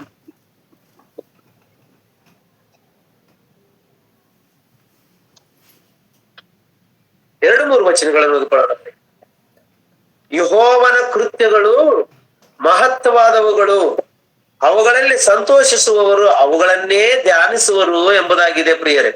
ಆದ್ರೆ ತೆಲುಗಿನಲ್ಲಿ ಇದು ಎಂತ ಮಾತಿದೆ ಅಂದ್ರೆ, ಯೆಹೋವನ ಕ್ರಿಯಲು ಮಹತ್ ಕಾರ್ಯములు, ಅವುಗಳನ್ನು ತಿಳ್ಕೊಳ್ಬೇಕು ಅನ್ಕೊಂಡವನು ಅದನ್ನು ವಿಚಾರಣೆ ಮಾಡ್ತಾನಂತ ಪ್ರಿಯರೇ. ವಿಚಾರಣೆ, ಧ್ಯಾನ ಅಂತ ಕನ್ನಡದಲ್ಲಿ ಬರೆದಿದೆ, ತೆಲುಗಿನಲ್ಲಿ ವಿಚಾರಿಂಚುನು ವಿಚಾರ ಮಾಡ್ತಾನಂತೆ. ಯಪ್ಪ, ದೇವರು ಎಷ್ಟು ಅದ್ಭುತ ಕಾರ್ಯಗಳು ಮಾಡಿರ್ಬೋದು ಪ್ರಪಂಚದಲ್ಲಿ. ಈ ಭೂಮಿನ, ಆಕಾಶನ, ಸೂರ್ಯನ, ಚಂದ್ರನ, ನಕ್ಷತ್ರಗಳನ್ನ, ಗಾಳಿನ, ನೀರನ್ನ ಎಷ್ಟು ವಿಚಿತ್ರವಾಗಿ ಮಾಡಿದನಲ್ಲ. ಇದನ್ನ ಹೆಂಗ ಮಾಡಿರ್ಬೋದು ದೇವರು? ಯಾವ ರೀತಿ ಮಾಡಿರ್ಬೋದು ದೇವರು? ಯಾವ ಪದಾರ್ಥದಿಂದ ಮಾಡಿರ್ಬೋದು ದೇವರು? ಗಾಳಿಯನ್ನ ಯಾವುದರಿಂದ ಸೃಷ್ಟಿ ಮಾಡಿರ್ಬೋದು ದೇವರು? ನೀರನ್ನ ಯಾವುದರಿಂದ ಸೃಷ್ಟಿ ಮಾಡಿರ್ಬೋದು ದೇವರು ಅಂತ ವಿಚಾರಣೆ ಮಾಡುವುದಕ್ಕೆ ಪ್ರಯತ್ನ ಮಾಡ್ತಾನಂತೆ. ಕನ್ನಡದಲ್ಲಿ ಧ್ಯಾನಿಸುವನು, ಧ್ಯಾನ ಬೇರೆ, ವಿಚಾರಣೆ ಬೇರೆ. ಧ್ಯಾನ ಅಂತಂದ್ರೆ ಆತನು ಮಾಡಿರ್ತಕ್ಕಂತ ಮಹತ್ ಕಾರ್ಯಗಳನ್ನು ಧ್ಯಾನ ಮಾಡೋದು. ದೇವರಿಗೆ ಸ್ತೋತ್ರವಾಗಲಿ, ದೇವರಿಗೆ ವಂದನೆಗಳು, ದೇವರಿಗೆ ಕೃತಜ್ಞತೆಗಳು. ವಿಚಾರಣೆ ಅಂತಕ್ಕಂಥದ್ದು ಪರಿಶೀಲನೆ ಮಾಡುವಂಥದ್ದು ಪ್ರಿಯರೇ. ಪರಿಶೀಲನೆ, ವಿಚಾರಣೆ ಅಂದ್ರೆ ಪರಿಶೀಲನೆ. ಯೆಹೋವ ಕ್ರಿಯಲು ಒಪ್ಪವಿ వాటియందు ఇష్టము గలవారు అందరూ వాటిని విచారించెదరు. అవి గొప్పవి ఆయన కార్యాలు, అతని కార్యಗಳು ಮಹತ್ ಕಾರ್ಯಗಳು, ಅದ್ಭುತ ಕಾರ್ಯಗಳು, ಆಶ್ಚರ್ಯಕರವಾದ ಕಾರ್ಯಗಳು. ಅತನು ಇದನ್ನು ಗ್ರಹಿಸಿಕೊಳ್ಳಬೇಕಂತ, ವಿಚಾರಣೆ ಮಾಡಿ ತಿಳ್ಕೊಳ್ಬೇಕಂತ. ವಿಚಾರಿಸಿ, ನಿನಗೆ ಅರ್ಥ ಆಗಿಲ್ಲ ಅಂದ್ರೆ ಅವಾಗ ಬೈಬಲ್ನ ವಿಚಾರಿಸಿ, ನಿನಗೆ ಅರ್ಥ ಆಗಿಲ್ಲ ಅಂದ್ರೆ ಅವಾಗ ಪಾಸ್ಟರ್ನ ವಿಚಾರಿಸಿ, ಅಥವಾ ನಿನಗೆ ಅರ್ಥ ಆಗಿಲ್ಲ ಅಂದ್ರೆ ದೇವರನ್ನ ವಿಚಾರಿಸಿ. ದೇವರೇ, ನಿನ್ನ ಗ್ರಂಥವನ್ನು ಓದಲಿಕ್ಕೆ ಇಷ್ಟಪಡ್ತಾ ಇದ್ದೀನಿ, ನಿನಗೆ ಅರ್ಥ ಆಗ್ತಾ ಇಲ್ಲ ಅಂತ ಹೇಳಿ ಆಲೋಚನೆ ಮಾಡಿಕೊಂಡು ವಿಚಾರಣೆ ಮಾಡು ಪ್ರಿಯರೇ. ಸೇವಕರನ್ನ ವಿಚಾರಣೆ ಮಾಡ್ತೀಯ, ದೇವರನ್ನ ವಿಚಾರಣೆ ಮಾಡ್ತೀಯ, ಅಥವಾ ಲೇಖನಗಳನ್ನು ಪರಿಶೀಲನೆ ಮಾಡ್ತೀಯ. ಆತನ ಮಹತ್ ಕಾರ್ಯಗಳು ತಿಳ್ಕೊಳ್ಬೇಕಂದ್ರೆ, ಆತನ ಅದ್ಭುತ ಕಾರ್ಯಗಳು ತಿಳ್ಕೊಳ್ಬೇಕ, ಆತನ ಆಶ್ಚರ್ಯ ಕಾರ್ಯಗಳನ್ನು ತಿಳ್ಕೊಳ್ಬೇಕಂದ್ರೆ ವಿಚಾರಣೆ ಮಾಡ್ಬೇಕಂತ. ವಿಚಾರಿಸು, ಯೋಚಿಸು. ಇವತ್ತು ಅಷ್ಟು ಯೋಚನೆ ಮಾಡುವಷ್ಟು ಪೇಶನ್ಸ್ ಇಲ್ಲ ಪ್ರಿಯರ್. ಇವತ್ತು ಕ್ರೈಸ್ತರಿಗೆ ಯೋಚನೆ ಮಾಡುವಷ್ಟು ಪೇಶನ್ಸ್ ಇಲ್ಲ. ಈಗ ಹಿಂಗೆ ಕ್ವಶನ್ ಹುಟ್ಟಬೇಕು, ಹಂಗೆ ಆನ್ಸರ್ ಬೇಕು ನನಗೆ. ಮುಂದೆ ಹಿಂದೆ ಏನು ಓದಲ್ಲ, ಹೋಗ್ಲಿ ಒಂದು ಅಧ್ಯಾಯ ಏನಾದ್ರು ಓದಿದ್ರೆ ನನಗೆ ಇದೇನು ಕ್ವಶನ್ಗೆ ಆನ್ಸರ್ ಸಿಗಬಹುದು ಅಂತೇಳಿ ಒಂದು ಅಧ್ಯಾಯನು ವಿಚಾರಣೆ ಮಾಡಿ ಓದೋದಿಲ್ಲ, ಅದರ ಪರಿಶೀಲನೆ ಮಾಡಿ ಓದೋದಿಲ್ಲ, ಹುಡುಕಿ ಓದೋದಿಲ್ಲ, ಅಕ್ಷರನ ಹುಡುಕಿ ಓದೋದಿಲ್ಲ ಪ್ರಿಯರೇ. ಕೆಲವು ಕ್ವಶನ್ಗಳಿಗೆ ಕ್ವಶನ್ ಅಲ್ಲೇ ಆನ್ಸರ್ ಇರುತ್ತೆ ಪ್ರಿಯರ್, ಕ್ವಶನ್ ಅಲ್ಲೇ ಆನ್ಸರ್ ಇರುತ್ತೆ. ಕೆಲವು ಪ್ರಶ್ನೆಗಳಿಗೆ ಉತ್ತರ ಸಿಗಲ್ಲ ಪ್ರಿಯರ್, ಎಲ್ಲೋ ಹುಡುಕಾಡ್ತಿರ್ತಾರೆ, ಎಲ್ಲೆಲ್ಲ ಅದೇ ವಚನದಲ್ಲಿ ಅದೇ ಅಧ್ಯಾಯದಲ್ಲೇ ಇರುತ್ತೆ ಪ್ರಿಯರೇ. ಆದ್ರೆ ನಾವೇನ್ ಮಾಡ್ತೀವಿ ಅಂದ್ರೆ ಇಲ್ಲಿರ್ಬೋದೇನೋ ಅಲ್ಲಿರ್ಬೋದೇನೋ ಎಲ್ಲಿರ್ಬೋದೇನೋ ಏನು ಗೊತ್ತಿಲ್ಲ ನನಗೆ ಗೊತ್ತಿಲ್ಲ. ಪಾಸ್ಟರ್ನ ವಿಚಾರ ಮಾಡೋಣ, ಯಾರಾದ್ರೂ ಬ್ರದರ್ನ ವಿಚಾರ ಮಾಡೋಣ, ಬೈಬಲ್ನ ಓದುವವ್ರನ್ನ ವಿಚಾರಣೆ ಮಾಡೋಣ. ಮತ್ ನಿನ್ನ ಯಾರು ವಿಚಾರ ಮಾಡ್ಬೇಕು? ನಿನಗೆ ಯಾಕೆ ಬರ್ತಾ ಇಲ್ಲ ಬೈಬಲ್? ನಿನಗೆ ಯಾಕೆ? ನೀನ್ ಯಾಕೆ ನಿನ್ನ ಇನ್ನೊಬ್ಬರನ್ನ ನನ್ನ ಯಾರಾದ್ರೂ ಪ್ರಶ್ನೆ ಮಾಡಿದ್ರು ಉತ್ತರ ಕೊಡ್ಬೇಕನ್ನಂತ ಅಮಲ ನಿನಗೆ ಯಾಕಿಲ್ಲ? ಅವ್ರನ್ನ ಕೇಳಿ ಇವ್ರನ್ನ ಕೇಳಿ ತಿಳ್ಕೊಳ್ಳೋದ್ರಾಗೆ 60 ವರ್ಷ ವಯಸ್ಸಾಯ್ತು. ಇವ್ರನ್ನ ವಿಚಾರಣೆ ಮಾಡುವುದ್ರಾಗೆ ಇದ್ದೆ ಹೊರತು ನಿನ್ನನ್ನು ಕೇಳಿದ್ರೆ ಇನ್ನೊಬ್ಬರಿಗೆ ಉತ್ತರ ಕೊಡುವಷ್ಟು ಕೆಪಾಸಿಟಿ ನಿನ್ನಲ್ಲಿ ಯಾಕೆ ಬರ್ತಾ ಇಲ್ಲ? ಯಾಕಂದ್ರೆ ಲೇಖನಗಳ ಪರಿಶೋಧನೆ ನಿನ್ನಲ್ಲಿ ಇಲ್ಲ, ಅಧ್ಯಯನ ಇಲ್ಲ, ಆ ಹುಡುಕುವಂತದ್ದು ಆಲೋಚನೆ ನಿನ್ನಲ್ಲಿ ಇಲ್ಲ. ಅದಕ್ಕೆ ಇವತ್ತು ಏನಾಗ್ತಿದೆ ಅಂದ್ರೆ ವಿಚಾರಣೆ ಮಾಡುವುದರಾಗೆ ಇದ್ದೆ ಅಂದ್ರೆ ಇನ್ನೊಬ್ಬರನ್ನ ಕೇಳಿ ತಿಳ್ಕೊಳ್ಳೋದಕ್ಕೆ ಪ್ರಯತ್ನ ಮಾಡ್ತಾ ಇದ್ದೆ ಹೊರತು ನಾನು ಸ್ವಯಂವಾಗಿ ನಾನು ಬೈಬಲ್ ಅನ್ನು ಓದಿಕೊಂಡು ತಿಳ್ಕೊಳ್ಳಬೇಕನ್ನಂತ ಆಲೋಚನೆ ಇವತ್ತು ಕ್ರೈಸ್ತರಿಗೆ ಇಲ್ಲ ಅಂತ ಹೇಳಲಿಕ್ಕೆ ನಾನು ಇಷ್ಟಪಡ್ತೀನಿ ಪ್ರೀತಿಯುಳ್ಳಂತ ದೇವರ ಮಕ್ಕಳು. ಅದಕ್ಕಾಗಿ ಪ್ರಿಯರೇ, ಹುಡುಕಿರಿ ಪಡ್ಕೊಳ್ರಿ. ಹೇಳಿದನ್ನೇ, ಕೇಳಿರಿ ನಿಮಗೆ ದೊರಕುವುದು, ಹುಡುಕಿರಿ ನಿಮಗೆ ಸಿಗುವುದು, ತಟ್ಟಿರಿ ನಿಮಗೆ ತೆರಿ. ಪರಲೋಕದ ಬಾಗಿಲು, ನಿತ್ಯ ಜೀವದ ಬಾಗಿಲನ್ನು ತೆರಿ. ದೇವ್ರನ್ನ ಕೇಳು, ಪ್ರಾರ್ಥನೆ ಮುಖಾಂತರ ದೇವರಲ್ಲಿ ಕೇಳು. ದೇವ್ರು ನಿನಗೆ ಒಳ್ಳೆ ಆಲೋಚನೆಗಳು ಕೊಡ್ತಾನ, ಸಂಶೋಧನೆ ಮಾಡುವಂತ ಆಲೋಚನೆ ಕೊಡ್ತಾನ, ಪರೀಕ್ಷೆ ಮಾಡುವಂತ ಆಲೋಚನೆ ಕೊಡ್ತಾನ, ನಿನಗೆ ಉತ್ತಮವಾದಂತ ಜ್ಞಾನವನ್ನು ಕೊಡ್ತಾನ ಪ್ರಿಯರೇ.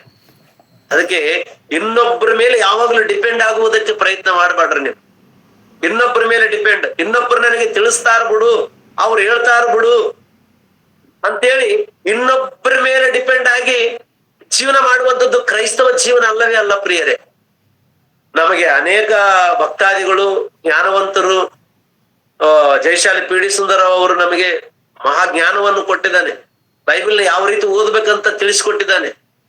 ಒಳ್ಳೆ ಜ್ಞಾನ ಯುಕ್ತವಾದಂತ ಆಲೋಚನೆಗಳು ನಮಗೆ ನೀಡಿದ್ದಾನೆ. ಸಾಕು ಪ್ರಿಯರೇ, ಈ ಜ್ಞಾನವನ್ನು ಪಡ್ಕೊಂಡು ನಾವು ಸ್ವಂತ ಜ್ಞಾನದಿಂದ ಅಂದ್ರೆ ಈ ಬೈಬಲ್ ಅನ್ನು ಪರಿಶೀಲನೆ ಮಾಡುವುದರಲ್ಲಿ ನಿನ್ನ ಸ್ವಯಂ ಕೃಷಿ ಅಂತಕ್ಕಂಥದ್ದು ಇರ್ಬೇಕು. ನೀನು ಪ್ರಯಾಸ ಪಡಬೇಕಾಗಿದೆ, ನೀನು ಪರಿಶೀಲನೆ ಮಾಡಬೇಕಾಗಿದೆ. ಅವಾಗ ದೇವರ ವಾಕ್ಯ ನಮಗೆ ಗೊತ್ತಾಗುತ್ತೆ, ಅವಾಗ ಅರ್ಥ ಆಗುತ್ತೆ ಪ್ರಿಯರೇ. ನನಗೆ ಅರ್ಥ ಆಗ್ತಾ ಇಲ್ಲ ಅಂತ ಯಾರು ಕೂಡ ಅನ್ಕೊಳ್ಬೇಡ್ರಿ ಪ್ರಿಯರೇ. ಅರ್ಥ ಆಗಲಾರದಂತ ರೀತಿಯಲ್ಲಿ ಬೈಬಲ್ ಬರೆಸ್ಕೊಟ್ಟಿಲ್ಲ ದೇವರು. ಸರಳವಾದ ಭಾಷೆಯಲ್ಲಿ ಸರಳವಾದ ಮಾತಿನಲ್ಲಿ ಅರ್ಥ ಆಗುವುದಕ್ಕಾಗಿ ನಮಗೆಲ್ಲ ಸುಲಭವಾಗಿ ದೊರಕಬೇಕಂತೇಳಿ ದೇವರು ರೆಡಿಮೇಡ್ ಫುಡ್ ಮಾಡಿಕೊಟ್ಟಿದ್ದಾನೆ ಬೈಬಲ್. ಅದನ್ನು ಓದಿ ತಿಳ್ಕೊಳ್ಬೇಕು, ಅರ್ಥ ಮಾಡಿಕೊಳ್ಬೇಕು, ಗ್ರಹಿಸಿಕೊಳ್ಬೇಕು, ಅದರಂತ ನಡಿಬೇಕು, ಪರಲೋಕನವು ಸೇರ್ಬೇಕು. ಇದು ನಮಗೆ ದೇವರು ಹೇಳಿಕೊಟ್ಟಿರ್ತಕ್ಕಂಥ ಮಾತು ಪ್ರಿಯರೇ. ಇದನ್ನು ಬಿಟ್ಟು ಬೈಬಲ್ ಓದೋದಕ್ಕೆ ಮನಸ್ಸಿಲ್ಲ ಅಂತ ಹೇಳ್ಬೇಡ. ಮನಸ್ಸಿಲ್ಲ ಅಂದ್ರೆ ನಿನ್ನಲ್ಲಿ ಯಾರಿದಾರಂತ? ಸೈತಾನನಿದ್ದಾನೆ ಅಂತ ನಿನ್ನಲ್ಲಿ. ನೀನು ಲೇಖನಗಳು ಇವತ್ತು ಓದ್ತಾ ಇಲ್ಲ, ನೀನು ಅರ್ಥ ಮಾಡ್ಕೊಳ್ಳುವಾಗ ಪ್ರಯತ್ನ ಮಾಡ್ತಾ ಇಲ್ಲ ಅಂತಂದ್ರೆ ನಿನ್ನಲ್ಲಿ ಯಾರಿದ್ದಾರೆ? ದುಷ್ಟನಿದ್ದಾನೆ. ದುಷ್ಟನಿದ್ದಾಗ ಏನ್ ಮಾಡ್ತಾನಂದ್ರೆ ಲೇಖನಗಳ ಪರಿಶೀಲನೆ ಮಾಡುವುದಕ್ಕೆ ಬಿಡಲ್ಲ ಪ್ರಿಯರೇ. ವಾಕ್ಯನ್ನ ಓದಿಕೊಳ್ಳುವುದಕ್ಕೆ ಬಿಡಲ್ಲ ಅವನು. ವಾಕ್ಯ ಓದುವಾಗೆ ಫೋನ್ ಬರ್ತಿರ್ತಾವ, ವಾಕ್ಯ ಓದುವಾಗೆ ಯಾರಾದ್ರೂ ಒಬ್ರು ಬರ್ತಿರ್ತಾರ, ವಾಕ್ಯ ಓದುವಾಗೆ ಮಕ್ಕಳು ಅಳ್ತಿರ್ತಾರ, ವಾಕ್ಯ ಓದುವಾಗೆ ಹೆಂಡತಿ ಮನೆಯಲ್ಲಿ ಏನಾದ್ರೂ ಕಿರಿಕಿರಿ ಕೊಡ್ತಾಳ, ವಾಕ್ಯ ಓದುವಾಗೆ ಯಾವ್ದಾದ್ರು ಒಂದು ಸಮಸ್ಯೆ ಬರ್ತಿರ್ತದ. ಅವಾಗ ನೀ ಏನ್ ಮಾಡ್ತಿ ಅಂತಂದ್ರೆ ಇದೆಲ್ಲ ಆಗಲ್ಲ ಬಿಡು ಬೈಬಲ್ ಓದಕ್ಕಂತೇಳಿ ಜಿಪ್ ಹಾಕಿ ಮುಂದಿಗೆ ಬೈಬಲ್ ಅನ್ನು ಪಕ್ಕಕ್ಕಿಟ್ಟು ಯಾರು ಬಂದಿರ್ತಾರ ಅವ್ರು ಕೂಡ ಸಂಭಾಷಣೆ ಮಾಡುವುದಕ್ಕೆ ಪ್ರಾರಂಭ ಮಾಡ್ತೀಯ ನೀನು. ನಿಜ ತಾನೆ? ನಾನು ಹೇಳುದು ನಿಜ ತಾನೆ? ಅವಾಗ ಏನ್ ಅರ್ಥ ಆಗ್ತ ಪ್ರಿಯರೇ? ಅದಕ್ಕೆ ಭಕ್ತಾದಿಗಳು ಹೇಳಿದ್ದಾರೆ, ನಾವು ಕಂಡಿದ್ದನ್ನು, ನೋಡಿದ್ದನ್ನು, ಮುಟ್ಟಿದ್ದನ್ನು ನಿಮಗೆ ತಿಳಿಸ್ತಾ ಇದೀವಿ ಅಂತ ಹೇಳ್ತಾ ಇದ್ದಾರೆ ನೋಡ್ರಿ. ಯೋಹಾನನ ಬರೆದ ಮೊದಲನೇ ಪತ್ರಿಕೆ, ಮೊದಲನೇ ಅಧ್ಯಾಯ ಮೊದಲನೇ ವಚನವನ್ನು ಓದ್ರಿ ಪ್ರಿಯರೇ. ಮೊದಲನೇ ಅಧ್ಯಾಯ ಮೊದಲನೇ ವಚನವನ್ನು, ಯೋಹಾನನ ಬರೆದ ಮೊದಲನೇ ಪತ್ರಿಕೆ. ನಾವು ನಿಮಗೆ ಪ್ರಸಿದ್ಧಪಡಿಸುವ ಜೀವವಾಕ್ಯವು ಆದಿಯಿಂದ ಇದ್ದಿತ್ತು. ನಾವು ಅದನ್ನು ಕಿವಿಯಾರೆ ಕೇಳಿ, ಕಣ್ಣಾರೆ ಕಂಡು, ಮನಸ್ಸಿಟ್ಟು ನೋಡಿ, ಕೈಯಿಂದ ಮುಟ್ಟಿದ್ದೇವೆ. ಆ ಜೀವವು ಪ್ರತ್ಯಕ್ಷವಾಯಿತು, ತಂದೆಯ ಬಳಿಯಲ್ಲಿದ್ದು ನಮಗೆ ಪ್ರತ್ಯಕ್ಷವಾದಂತ ಆ ನಿತ್ಯ ಜೀವವನ್ನು ನಾವು ಕಂಡು ಅದನ್ನು ಕುರಿತು ಸಾಕ್ಷಿ ಹೇಳಿ ಅದನ್ನು ನಿಮಗೆ ಪ್ರಸಿದ್ಧಿಪಡಿಸುತ್ತೇವೆ. ಎಷ್ಟು ಅದ್ಭುತವಾದಂತ ಮಾತು ಪ್ರೀತಿಯುಳ್ಳಂತ ದೇವರ ಮಕ್ಕಳೇ. ಅಪೋಸ್ತಲರಾಗಿರ್ತಕ್ಕಂತ ಯೋಹಾನು, ಯಾಕೋಬು ಮತ್ತು ಯಾರು ಪೇತ್ರನು, ಇವರೆಲ್ಲರೂ ಹೇಳ್ತಾ ಇದ್ದಾರೆ, ನಾವು ಪ್ರಸಿದ್ಧಪಡಿಸುವ ಜೀವವಾಕ್ಯವು ಆದಿಯಿಂದ ಇದ್ದಿದ್ದು. ಅದು ಇವತ್ತಿನ ವಾಕ್ಯ ಅಲ್ಲ ಪ್ರಿಯರೇ, ಆದಿಯಿಂದಲೂ ಇರತಕ್ಕಂತ ವಾಕ್ಯ, ಆದಿಯಿಂದಲೂ ಇದ್ದಿದ್ದು. ನಾವು ಅದನ್ನು ಕಿವಿಯಾರೆ ಕೇಳಿದ್ದೇವೆ, ಕಣ್ಣಾರೆ ಕಂಡಿದ್ದೇವೆ, ಮನಸ್ಸಿಟ್ಟು ನೋಡಿದ್ದೇವೆ, ಕೈಯಿಂದ ಮುಟ್ಟಿದ್ದೇವೆ. ಆ ಜೀವವು ಪ್ರತ್ಯಕ್ಷವಾಯಿತು, ತಂದೆಯ ಬಳಿಯಲ್ಲಿದ್ದು ನಮಗೆ ಪ್ರತ್ಯಕ್ಷವಾದಂತ ಆ ನಿತ್ಯ ಜೀವವನ್ನು ನಾವು ಕಂಡು ಅದನ್ನು ಕುರಿತು ನಿಮಗೆ ಸಾಕ್ಷಿ ಹೇಳುವವರಾಗಿದ್ದೇವೆ. ಅಂದ್ರೆ ನಿತ್ಯ ಜೀವ ಈಗ ಎಲ್ಲಿ ಸಿಗುತ್ತಾ ಆಲೋಚನೆ ಮಾಡ್ರಿ ಪ್ರಿಯರೇ.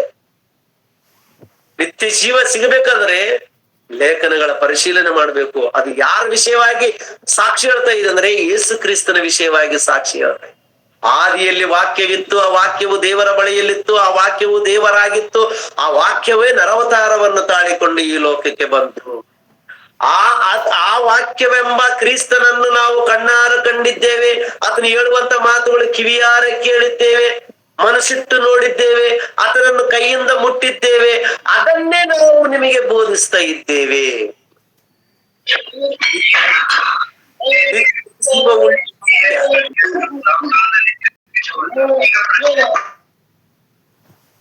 ನಿತ್ಯ ಜೀವವುಳ್ಳ ವಾಕ್ಯ. ಆ ವಾಕ್ಯ ನರವತಾರವನ್ನು ಎತ್ತಿ ಬಂದಿದೆ.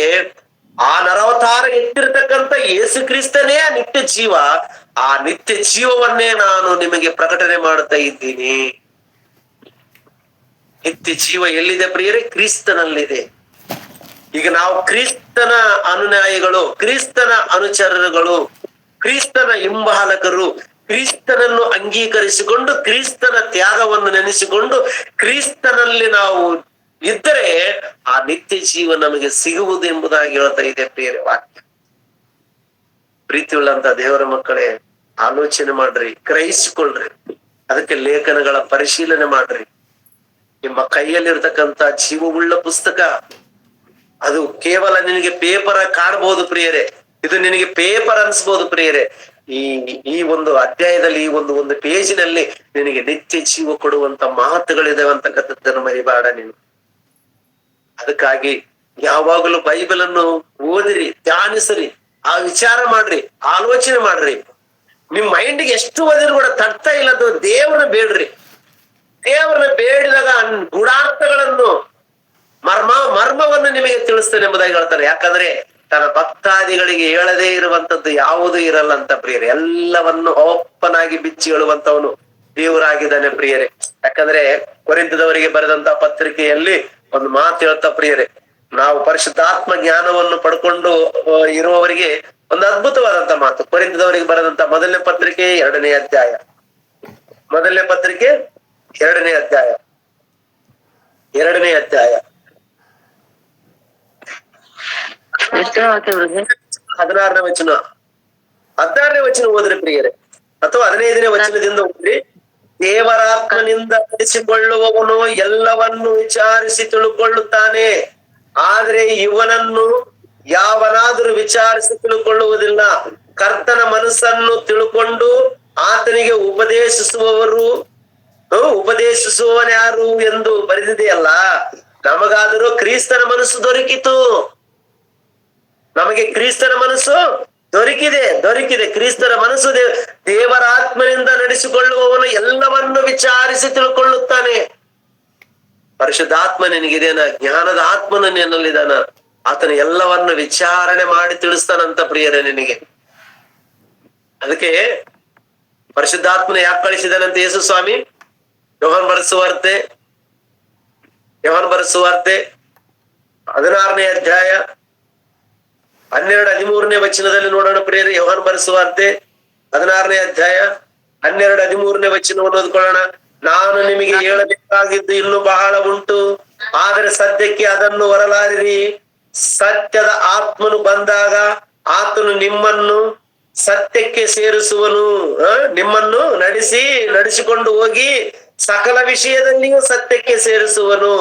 ಆತನು ತನ್ನಷ್ಟಕ್ಕೆ ತಾನೇ ಮಾತಾಡದೆ ಕೇಳಿದ ಮಾತುಗಳನ್ನೇ ಆಡುವನು ಮತ್ತು ಮುಂದಾಗುವ ಸಂಗತಿಗಳನ್ನು ನಿಮಗೆ ತಿಳಿಸುವನು. ನಾನು ಹೇಳ್ಬೇಕಾಗಿದ್ದು ಬಹಳ ಉಂಟು, ಸದ್ಯಕ್ಕೆ ಇಲ್ಲಿಗೆ ಮುಗಿಸ್ತಾ ಇದ್ದೀನಿ ನಾನು. ಈಗ ನಾನು ಹೋದ ನಂತರ ಪರಿಶುದ್ಧಾತ್ಮನು, ಆದರಣಕರ್ತನು, ಸತ್ಯದಾತ್ಮನು ನಿಮ್ಮ ಬಳಿಗೆ ಬರ್ತಾನೆ. ಆತನು ಬಂದು ನಿಮ್ಮಲ್ಲಿ ಇದ್ದುಕೊಂಡು ನಾನು ಹೇಳಿರುವ ಮಾತುಗಳಿಗೆ ಗೂಢಾರ್ಥವನ್ನು ತಿಳಿಸುವವನಾಗಿದ್ದಾನೆ. ಆತನು ನಿಮ್ಮಲ್ಲಿ ಇರಬೇಕಾಗಿದೆ. ಯಾರ್ಯಾರು ದೀಕ್ಷಾಸ್ನಾನ ತಗೊಂತಾರೋ ಅವರಲ್ಲಿ ಆತನ ಇದ್ದಾನೆ ಅಂತೇಳಿ ವಾಕ್ಯ ಹೇಳ್ತಾ ಇದೆ. ಅಂದ್ರೆ ಈಗ ನಿಮ್ಮಲ್ಲಿ ಪವಿತ್ರ ಆತ್ಮನು ಇದ್ದಾನೆ. ಪವಿತ್ರ ಆತ್ಮನು ನಿಮ್ಮಲ್ಲಿ ಇದ್ದಾನೆ. ಪವಿತ್ರ ಆತ್ಮನು ನಿಮ್ಮಲ್ಲಿ ಇದ್ದಾನೆ ಅಂತಂದ್ರೆ ಸತ್ಯವನ್ನು ಗ್ರಹಿಸಿಕೊಳ್ಳುವಂತವರಾಗಿರುತ್ತೀರಿ ನೀವು. ಸತ್ಯದ ಕಡೆಗೆ ನಿಮ್ಮನ್ನು ಎಲ್ಲಾ ವಿಷಯಗಳಲ್ಲಿ ಸತ್ಯದ ಕಡೆಗೆ ನಡೆಸಿಕೊಂಡು ಹೋಗ್ತಾನೆ ಅಂತ ವಾಕ್ಯ ಹೇಳ್ತಾ ಇದೆ. ಸತ್ಯವನ್ನು ಗ್ರಹಿಸಿಕೊಳ್ಳುವಂತವರಾಗಿದ್ದೀರಿ ಅಂತ ಹೇಳ್ತಾ ಇದೆ. ದೀಕ್ಷಾ ಸ್ನಾನ ತಗೊಂಡು ಪವಿತ್ರ ಆತ್ಮನನ್ನು ಪಡ್ಕೊಂಡಿರ್ತಕ್ಕಂಥ ನೀವೆಲ್ಲರೂ ಲೇಖನಗಳ ಪರಿಶೋಧನೆ ಮಾಡುವಂತ ವಿಷಯದಲ್ಲಿ ಯಾಕೆ ಹಿಂಜರಿತಾ ಇದ್ದೀರಿ? ಯಾಕೆ ಹಿಂದುಳಿದ ವರ್ಗದವರಾಗಿದ್ದೀರಿ ಬೈಬಲ್ ಓದುವುದರಲ್ಲಿ? ಪ್ರೀತಿಯುಳ್ಳಂತಹ ದೇವರ ಮಕ್ಕಳೇ, ಆಲೋಚನೆ ಮಾಡಿ ತಿಳ್ಕೊಳ್ರಿ ಪ್ರಿಯರೇ. ಬೈಬಲ್ ಅನ್ನು ಓದ್ರಿ, ದಯಮಾಡಿ ಹೇಳ್ತಾನೆ. ಬೈಬಲ್ ಅನ್ನು ಸೈಡ್ ಇಡಬೇಡ್ರಿ. ಬೈಬಲ್ ಪರಿಶೀಲನೆ ಮಾಡುವುದು ಬಹಳ ಅವಶ್ಯಕತೆ ಇದೆ ಪ್ರಿಯರೇ. ಯಾಕಂತಂದ್ರೆ ಬೈಬಲ್ ಪರಿಶೀಲನೆ ಮಾಡುವಂತ ಅವಶ್ಯಕತೆ ಇದ್ದಿಲ್ಲ ಪ್ರಿಯರೇ. ಪರಿಶೀಲನೆ ಮಾಡುವಂತ ಕಾರಣ ಯಾಕೆ ಬಂತು? ಎದಕ್ಕೆ ವಿಚಾರ ಮಾಡ್ಬೇಕಾಯ್ತು? ಬೈಬಲ್ ಅನ್ನ ಇಷ್ಟು ಆಳವಾದಂತ ಆಲೋಚನೆಗಳಿಂದ ಕೂಡಿರ್ಬೇಕು. ಯಾಕೆ? ಭಕ್ತಿಯಿಂದ ನಡ್ಕೊಂಡ್ರೆ ಆಯ್ತಲ್ಲ ಅಂತಂದ್ರೆ, ಸುಳ್ಳು ಬೋಧಕರು ಅನೇಕರು ಇದ್ದಾರೆ ಪ್ರಿಯರ ಪ್ರಪಂಚದಲ್ಲಿ. ವಾಕ್ಯವನ್ನು ತಪ್ಪಾಗಿ ಅರ್ಥ ಮಾಡಿಕೊಂಡು ಬೋಧಿಸುವಂತ ವ್ಯಕ್ತಿಗಳು ಬಹಳ ಜನ ಇರುವುದರಿಂದ ಹೇಳ್ತಾ ಇದೆ ವಾಕ್ಯ ಏನಂತ, ನೀವು ಅದನ್ನು ಗ್ರಹಿಸಿಕೊಂಡು ಅರ್ಥ ಮಾಡಿಕೊಂಡು ಜೀವನ ಮಾಡ್ರಿ ಅಂತ ಹೇಳ್ತಾ ಇದೆ. ಗ್ರಹಿಸಿಕೊಂಡು ಅರ್ಥ ಮಾಡಿಕೊಳ್ರಿ. ಯಾಕಂದ್ರೆ ತಪ್ಪಾಗಿ ಬೋಧಿಸುವಂತವರು ಬಂದಿದ್ದಾರೆ ಪ್ರಪಂಚದಲ್ಲಿ. ಲೇಖನಗಳ ಪರಿಶೀಲನೆ ಮಾಡುವುದಕ್ಕೆ ಕಾರಣ ಒಂದೇ ಪ್ರಿಯ, ನಿತ್ಯ ಜೀವಕ್ಕೋಸ್ಕರ ಪ್ರಯಾಸ ಪಡ್ರಿ, ನಿತ್ಯ ಜೀವಕ್ಕೋಸ್ಕರ ಕಷ್ಟ ಪಡ್ರಿ, ನಿತ್ಯ ಜೀವಕ್ಕೋಸ್ಕರ ದುಡಿಯಿರಿ, ನಿತ್ಯ ಜೀವಕ್ಕೋಸ್ಕರ ಪ್ರಾಣ ತ್ಯಾಗ ಮಾಡ್ರಿ. ಎಷ್ಟೇ ಕಷ್ಟ ಬರ್ಲಿ ನಿತ್ಯ ಜೀವ ದೊರೀತದ, ಕಷ್ಟಗಳನ್ನ ಅನುಭವಿಸ್ರಿ ಅಂತ ಹೇಳೋರಿಲ್ಲ ಪ್ರಿಯರೇ. ಯೇಸು ಸ್ವಾಮಿ ನಂಬ್ಕೊಂಡ್ರೆ ನಿಮಗೆ ನೆಮ್ಮದಿಯಾಗಿರ್ತದ, ಸುಖ ದೊರಕುತ್ತದ, ನಿಮಗೆ ಆಸ್ತಿ ಬರ್ತದ, ಅಂತಸ್ತು ಬರ್ತದ, ನಿಮ್ ಸಮಸ್ಯೆಗಳೆಲ್ಲ ತೀರ್ತಾವ. ಯೇಸು ಸ್ವಾಮಿ ನಂಬ್ಕೊಂಡ್ರೆ ನಿಮ್ಗೆಲ್ಲ ಕಷ್ಟಗಳೆಲ್ಲ ಹೋಗ್ಬಿಡ್ತಾವ ಅಂತೇಳಿ ಸುಳ್ಳಾದಂತ ಬೋಧನೆ ಮಾಡಿ ನಿಮ್ಮನ್ನು ರಂಭಿಸಿ ಯೇಸು ಕ್ರಿಸ್ತನ ಬಳಿಗೆ ನಡೆಸುವವರು ಇದ್ದಾರೆ ಹೊರತು ಸತ್ಯವಾಕ್ಯವನ್ನು ಹೇಳಿ ನಡೆಸುವವರು ಯಾರು ಇಲ್ಲ. ಅದಕ್ಕೋಸ್ಕರನೇ ಸತ್ಯನ ಗ್ರಹಿಸಿಕೊಳ್ಳುವ ಆಲೋಚನೆಗಳು ನಿಮಗೆ ಬೇಕಾಗಿದೆ. ಇವ್ರ ಬೋಧನೆ ಕರೆಕ್ಟಾ, ಯಾರ ಬೋಧನೆ ಕರೆಕ್ಟು? ಯೇಸು ಸ್ವಾಮಿ ನಂಬ್ಕೊಂಡ್ರೆ ಎಲ್ಲಾ ಸಿಗ್ತಾವಂತ ಬೋಧನೆ ಮಾಡುವನು ಒಬ್ಬನಿದ್ದಾನೆ. ಯೇಸು ಸ್ವಾಮಿ ನಂಬ್ಕೊಂಡ್ರೆ ಕಷ್ಟಗಳು ಬರ್ತಾವಂತ ಬೋಧನೆ ಮಾಡುವನು ಒಬ್ಬನಿದ್ದಾನೆ. ಯೇಸು ಸ್ವಾಮಿ ನಂಬ್ಕೊಂಡ್ರೆ ಏನು ದೇವ್ರ ವಾಕ್ಯದ ಪ್ರಕಾರ ನಡೆಯೋದೇ ಬೇಕಾಗಿಲ್ಲ, ಅದ್ರ ಮೇಲೆ ವಿಶ್ವಾಸ ಇಟ್ರೆ ಸಾಕೋದು ನೀತಿ ಎಂದು ಎಣಿಸಲ್ಪಡುತ್ತದೆ, ನಿತ್ಯ ಜೀವ ದೊರೀತದೆ ಅಂತೇಳಿ ಬೋಧನೆ ಮಾಡತಕ್ಕಂತ ಹಲವಾರು ಬೋಧಕರಿರುವುದರಿಂದ ನೀನು ಪರಿಶೀಲನೆ ಮಾಡುವುದು ನಿನಗೆ ಅಗತ್ಯ. ಲೇಖನಗಳ ಪರಿಶೀಲನೆ ಮಾಡುವುದು ನಿನಗೆ ಬಹಳ ಅಗತ್ಯ, ಅವಸರ. ಯಾಕಂದ್ರೆ ಬೈಬಲ್ ಸುಳ್ಳೆ ಅಲ್ಲಲ್ಲ. ಬೋಧಕರು ಸುಳ್ಳು ಬೋಧಕರಾಗಿರ್ಬೋದು, ಬೋಧಕರು ತಪ್ಪಾದಂತ ಬೋಧಕರಾಗಿರ್ಬೋದು, ಬೋಧನೆ ತಪ್ಪಾಗಿ ಹೇಳ್ತಕ್ಕಂಥ ಮನುಷ್ಯರಿರ್ಬೋದು ಪ್ರಿಯರೇ. ಆದ್ರೆ ದೇವರ ವಾಕ್ಯ ಮಾತ್ರ ಸುಳ್ಳು ನಮಗೆ ಹೇಳಲ್ಲ. ನರಕ ಇದೆ ಅಂತ ಹೇಳ್ತಾ ಇದೆ, ಪರಲೋಕ ಇದೆ ಅಂತ ಹೇಳ್ತದ. ನರಕ ತಪ್ಪಿಸಿಕೊಳ್ಬೇಕಂದ್ರೆ, ಪರಲೋಕದ ಸಿಗಬೇಕಂತಂದ್ರೆ ಈಗ ನಿನ್ನ ಕೈಯಲ್ಲಿ ಇರ್ತಕ್ಕಂಥ ಈ ಪುಸ್ತಕನ್ನ ಪರಿಶೀಲನೆ ಮಾಡಿ ಓದಿಕೊಂಡು ಗ್ರಹಿಸಿಕೊಂಡು ಅದರಂತೆ ನಡೆದ್ರೆ ನಿನಗೆ ನಿತ್ಯ ಜೀವ ದೊರೀತದಂತ ವಾಕ್ಯ ಸ್ಪಷ್ಟವಾಗಿ ನಮ್ಗೆ ಹೇಳ್ತಾ ಇದೆ ಪ್ರಿಯ. ಹೌದಾ? ವಾಕ್ಯ ನಮಗೆ ಸ್ಪಷ್ಟವಾಗಿ ಹೇಳ್ತಾ ಇದೆ. ಅನೇಕರು ಬರೆದಿರ್ತಕ್ಕಂಥ ಪುಸ್ತಕ ಇದು. 41, 42 ಭಕ್ತಾದಿಗಳು ಬರೆದಿರತಕ್ಕಂಥ ಪುಸ್ತಕ ಇದು. ದೇವರ ಆತ್ಮ ಪ್ರೇರೇಪಣೆಯಿಂದ ಬರೆದಿರತಕ್ಕಂಥ ಪುಸ್ತಕ. ದೇವರು ನುಡಿದಿದ್ದನ್ನೇ ಮಾತಾಡಿದ್ದನ್ನೇ ಬರೆದಿರತಕ್ಕಂಥ ಪುಸ್ತಕ ಇದು. ಇಂಥ ಪುಸ್ತಕ ನಿನ್ನ ಕೈಯಲ್ಲಿ ಹಿಡ್ಕೊಂಡು ಇಂಥ ಪುಸ್ತಕನ ನಿರ್ಲಕ್ಷ್ಯ ಮಾಡಿ ಕೇವಲ ಯಾರೋ ಹೇಳಿದ ಮಾತುಗಳ ಮೇಲೆ ಆಧಾರಗೊಂಡು ಸುಳ್ಳು ಯಾವುದು ಸತ್ಯ ಯಾವುದು ಗ್ರಹಿಸಿಕೊಳ್ಳದೆ ಅಮಾಯಕತ್ವದಿಂದ ಬದುಕ್ತಾ ಇದ್ದಿ ನೋಡು ನೀನು. ಅಮಾಯಕನಾಗಿ ನಿನ್ನ ನರಕಕ್ಕೆ ಹೋಗೋದು ನನಗಿಷ್ಟ ಇಲ್ಲ ಪ್ರಿಯ, ದೇವ್ರಿಗೆ ಇಷ್ಟ ಇಲ್ಲ. ಅಮಾಯಕನಾಗಿ ನೀನ್ ನರಕಕ್ಕೆ ಹೋಗೋದು ದೇವರಿಗೆ ಇಷ್ಟ ಇಲ್ಲ. ಅಮಾಯಕತ್ವದಲ್ಲಿ ಬದುಕಬೇಡ. ನಿನಗೊಂದು ಜ್ಞಾನ ತಿಳುವಳಿಕೆ ಕೊಟ್ಟಿದ್ದಾನೆ ದೇವರು, ಒಳ್ಳೆ ಬುದ್ಧಿ ಕೊಟ್ಟಿದ್ದಾನೆ ದೇವರು, ಆಲೋಚನೆಗಳು ಕೊಟ್ಟಿದ್ದಾನೆ ದೇವರು, ಗ್ರಹಿಸುವಂತ ಒಳ್ಳೆ ಮನಸ್ಸು ಕೊಟ್ಟಿದ್ದಾನೆ ದೇವರು. ಗ್ರಹಿಸು, ಆಲೋಚನೆ ಮಾಡು ಪ್ರಿಯ, ಆಲೋಚನೆ ಮಾಡು. ಲೋಕ ಸಂಬಂಧವಾದ ವಿಚಾರಗಳನ್ನು ವಿಚಾರಣೆ ಮಾಡ್ತಾ ಇದೆಯಲ್ಲ, ಲೋಕದ ವಿಷಯಗಳಿಗಾಗಿ ಚಿಂತಿಸ್ತಾ ಇರ್ತಲ್ಲ, ಲೋಕದ ವಿಷಯಗಳಿಗಾಗಿ ಆಲೋಚನೆ ಮಾಡ್ತಾ ಇರ್ತಲ್ಲ, ದೇವರ ವಿಷಯಗಳಿಗೋಸ್ಕರ ಯಾಕೆ ಆಲೋಚನೆ ಮಾಡ್ತಾ ಇಲ್ಲ, ಚಿಂತಿಸ್ತಾ ಇಲ್ಲ?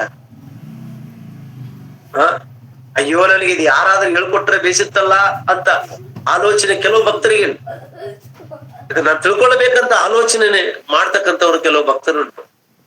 ಇಲ್ಲಿ ಯಾವುದನ್ನು ಪರಿಶೀಲನೆ ಮಾಡಿ ತಿಳ್ಕೊಂಡ್ರೆ ನೀನು ಸತ್ಯನ ಗ್ರಹಿಸಿಕೊಳ್ತೀಯ, ವಾಕ್ಯ ನಿನಗೆ ಅರ್ಥ ಆಗುತ್ತೆ, ಪರಲೋಕ ನಿನಗೆ ಸೇರುತ್ತೆ. ಅದಕ್ಕೆ ಯೋಹಾನನ್ ಹೇಳಿದ ಪ್ರಿಯರೇ ಆ ಪತ್ರಿಕೆಯಲ್ಲಿ ಮತ್ತೊಂದ್ಸಲ ಅದನ್ನ ನಾವು ಓದ್ಕೊಳ್ಳೋಣ ಪ್ರಿಯರೇ.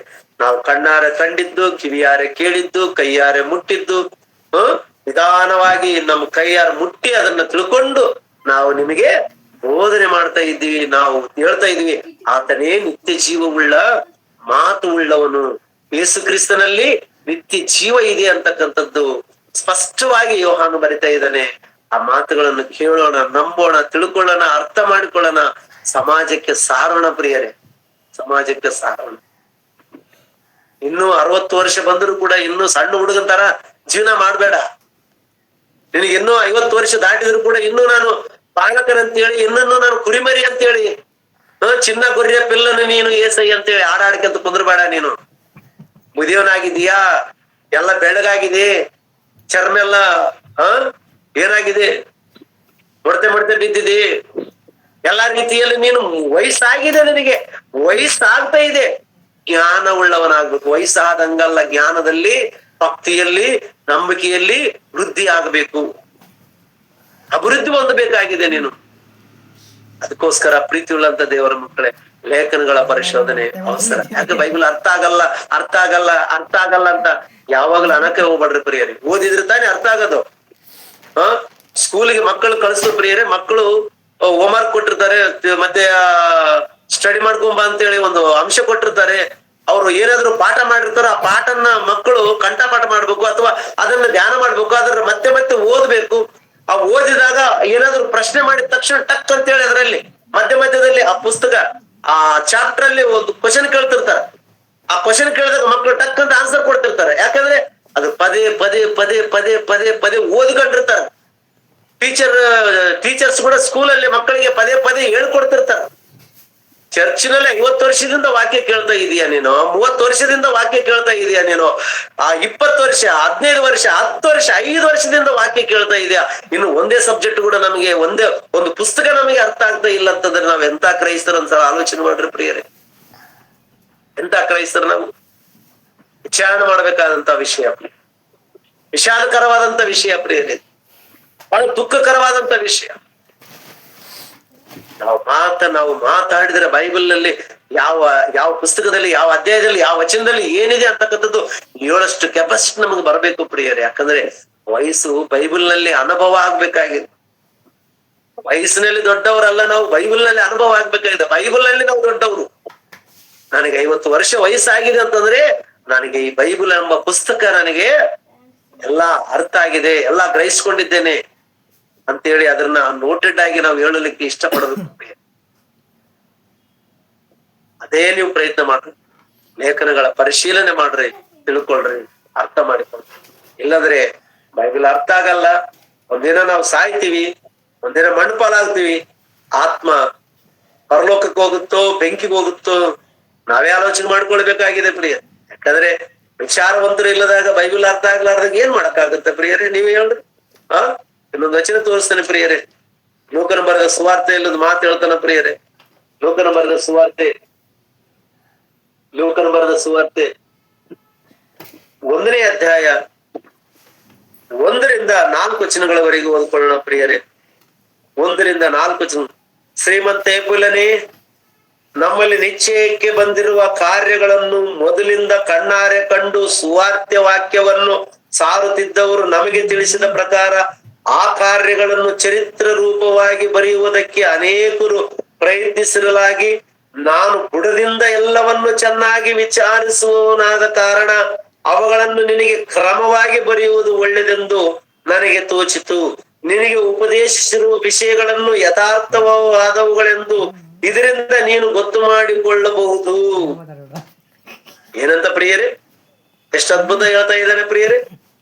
ಈ ಕಾರ್ಯಗಳು ಈ ವಾಕ್ಯವನ್ನು ಅಂದ್ರೆ ಥಿಯೋಫಿಲನಿಗೆ ಹೇಳ್ತಾ ಇದ್ದಾನೆ, ನಿಶ್ಚಿತವಾಗಿರುವ ಕಾರ್ಯಗಳು ಮೊದಲಿಂದ ಕಣ್ಣಾರೆ ಕಂಡು ಸುವಾರ್ಥ ವಾಕ್ಯವನ್ನು ಸಾರುತ್ತಿದ್ದವರು ನನಗೆ ತಿಳಿಸಿದ ಪ್ರಕಾರ ಆ ಕಾರ್ಯಗಳನ್ನು ಚರಿತ್ರ ರೂಪವಾಗಿ ಬರೆಯುವುದಕ್ಕೆ ಅನೇಕರು ಪ್ರಯತ್ನಿಸಿರಲಾಗಿ, ನಾನು ಬುಡದಿಂದ ಎಲ್ಲವನ್ನು ಚೆನ್ನಾಗಿ ವಿಚಾರಿಸಿದವನಾದ ಕಾರಣ ಅವುಗಳನ್ನು ನಿಮಗೆ ಕ್ರಮವಾಗಿ ಬರೆಯುವುದು ಒಳ್ಳೆಯದೆಂದು ನಾನು ಆಲೋಚನೆ ಮಾಡಿದ್ದೆ. ನಾನು ಬುಡದಿಂದ ತೆಗಿತಾ ಇದ್ದೀನಿ. ಯೇಸು ಕ್ರಿಸ್ತನ ಜನನ ಹೇಗೆ ನಡೀತು ಅಂತಕ್ಕಂಥದ್ದು ನಿಮಗೆ ತಿಳಿಸಬೇಕಂದ್ರೆ ನಾನು ಕೆಲವು ಪ್ರವಾದಿಗಳ ಗ್ರಂಥಗಳ ಚರಿತ್ರೆಯನ್ನು ಕೂಡ ನಾನು ಬರಿಬೇಕಾಗಿದೆ. ಪ್ರಾರಂಭದಿಂದ ಮೊದಲುಗೊಂಡು ನಾನು ವಿಚಾರಣೆ ಮಾಡಿ ನಿನಗೆ ಹೇಳಬೇಕಾಗಿದೆ. ಅನೇಕರು ಈ ಸಾರಿದ ಸುವಾರ್ತೆ ವಾಕ್ಯಗಳು ನನಗೆ ತಿಳಿಸಿದರು, ನಾನು ಅದನ್ನು ಆಧಾರವಾಗಿಟ್ಟುಕೊಂಡು ನಾನು ಬರಿತೇ ಇದ್ದೀನಿ ಅಂತ ಹೇಳ್ತಾ ಇದ್ದೇನೆ ಪ್ರಿಯರೇ. ಅವರು ಬೈಬಲ್ ಅನ್ನು ಬರೆಯುವುದಕ್ಕೆ ಎಷ್ಟು ಕಷ್ಟಪಟ್ಟಿದ್ದಾರೆ ಗೊತ್ತಾ? ಎಲ್ಲಾ ಆಲೋಚನೆ ಮಾಡಿದ್ದಾರೆ. ತಮಗಿನ ಮೊದಲು ಕಾಲದಲ್ಲಿ ಏನ್ ನಡೀತು, ಯಾವ ಕಾಲದಲ್ಲಿ ಯಾರು ಬರೆದಿದ್ದಾರೆ, ಏನಂತ ಬರೆದಿದ್ದಾರೆ, ಎಲ್ಲ ವಿಚಾರಣೆ ಮಾಡಿದ್ದಾರೆ ಪ್ರಿಯರೇ. ಎಲ್ಲಾ ವಿಚಾರಣೆ ಮಾಡಿ ನಿನಗೆ ಅರ್ಥ ಆಗುವುದಕ್ಕಾಗಿ ಒಂದು ಪೇಪರ್ ನಲ್ಲಿ ಬರೆದು ನಮಗೆ ಕೊಟ್ರೆ ಇವತ್ತು ನಮಗೆ ಬೈಬಲ್ ಅರ್ಥ ಆಗಲ್ಲ ಅನ್ನೋದು ಎಷ್ಟರ ಮಟ್ಟಿಗೆ ನ್ಯಾಯ ಪ್ರಿಯರೇ?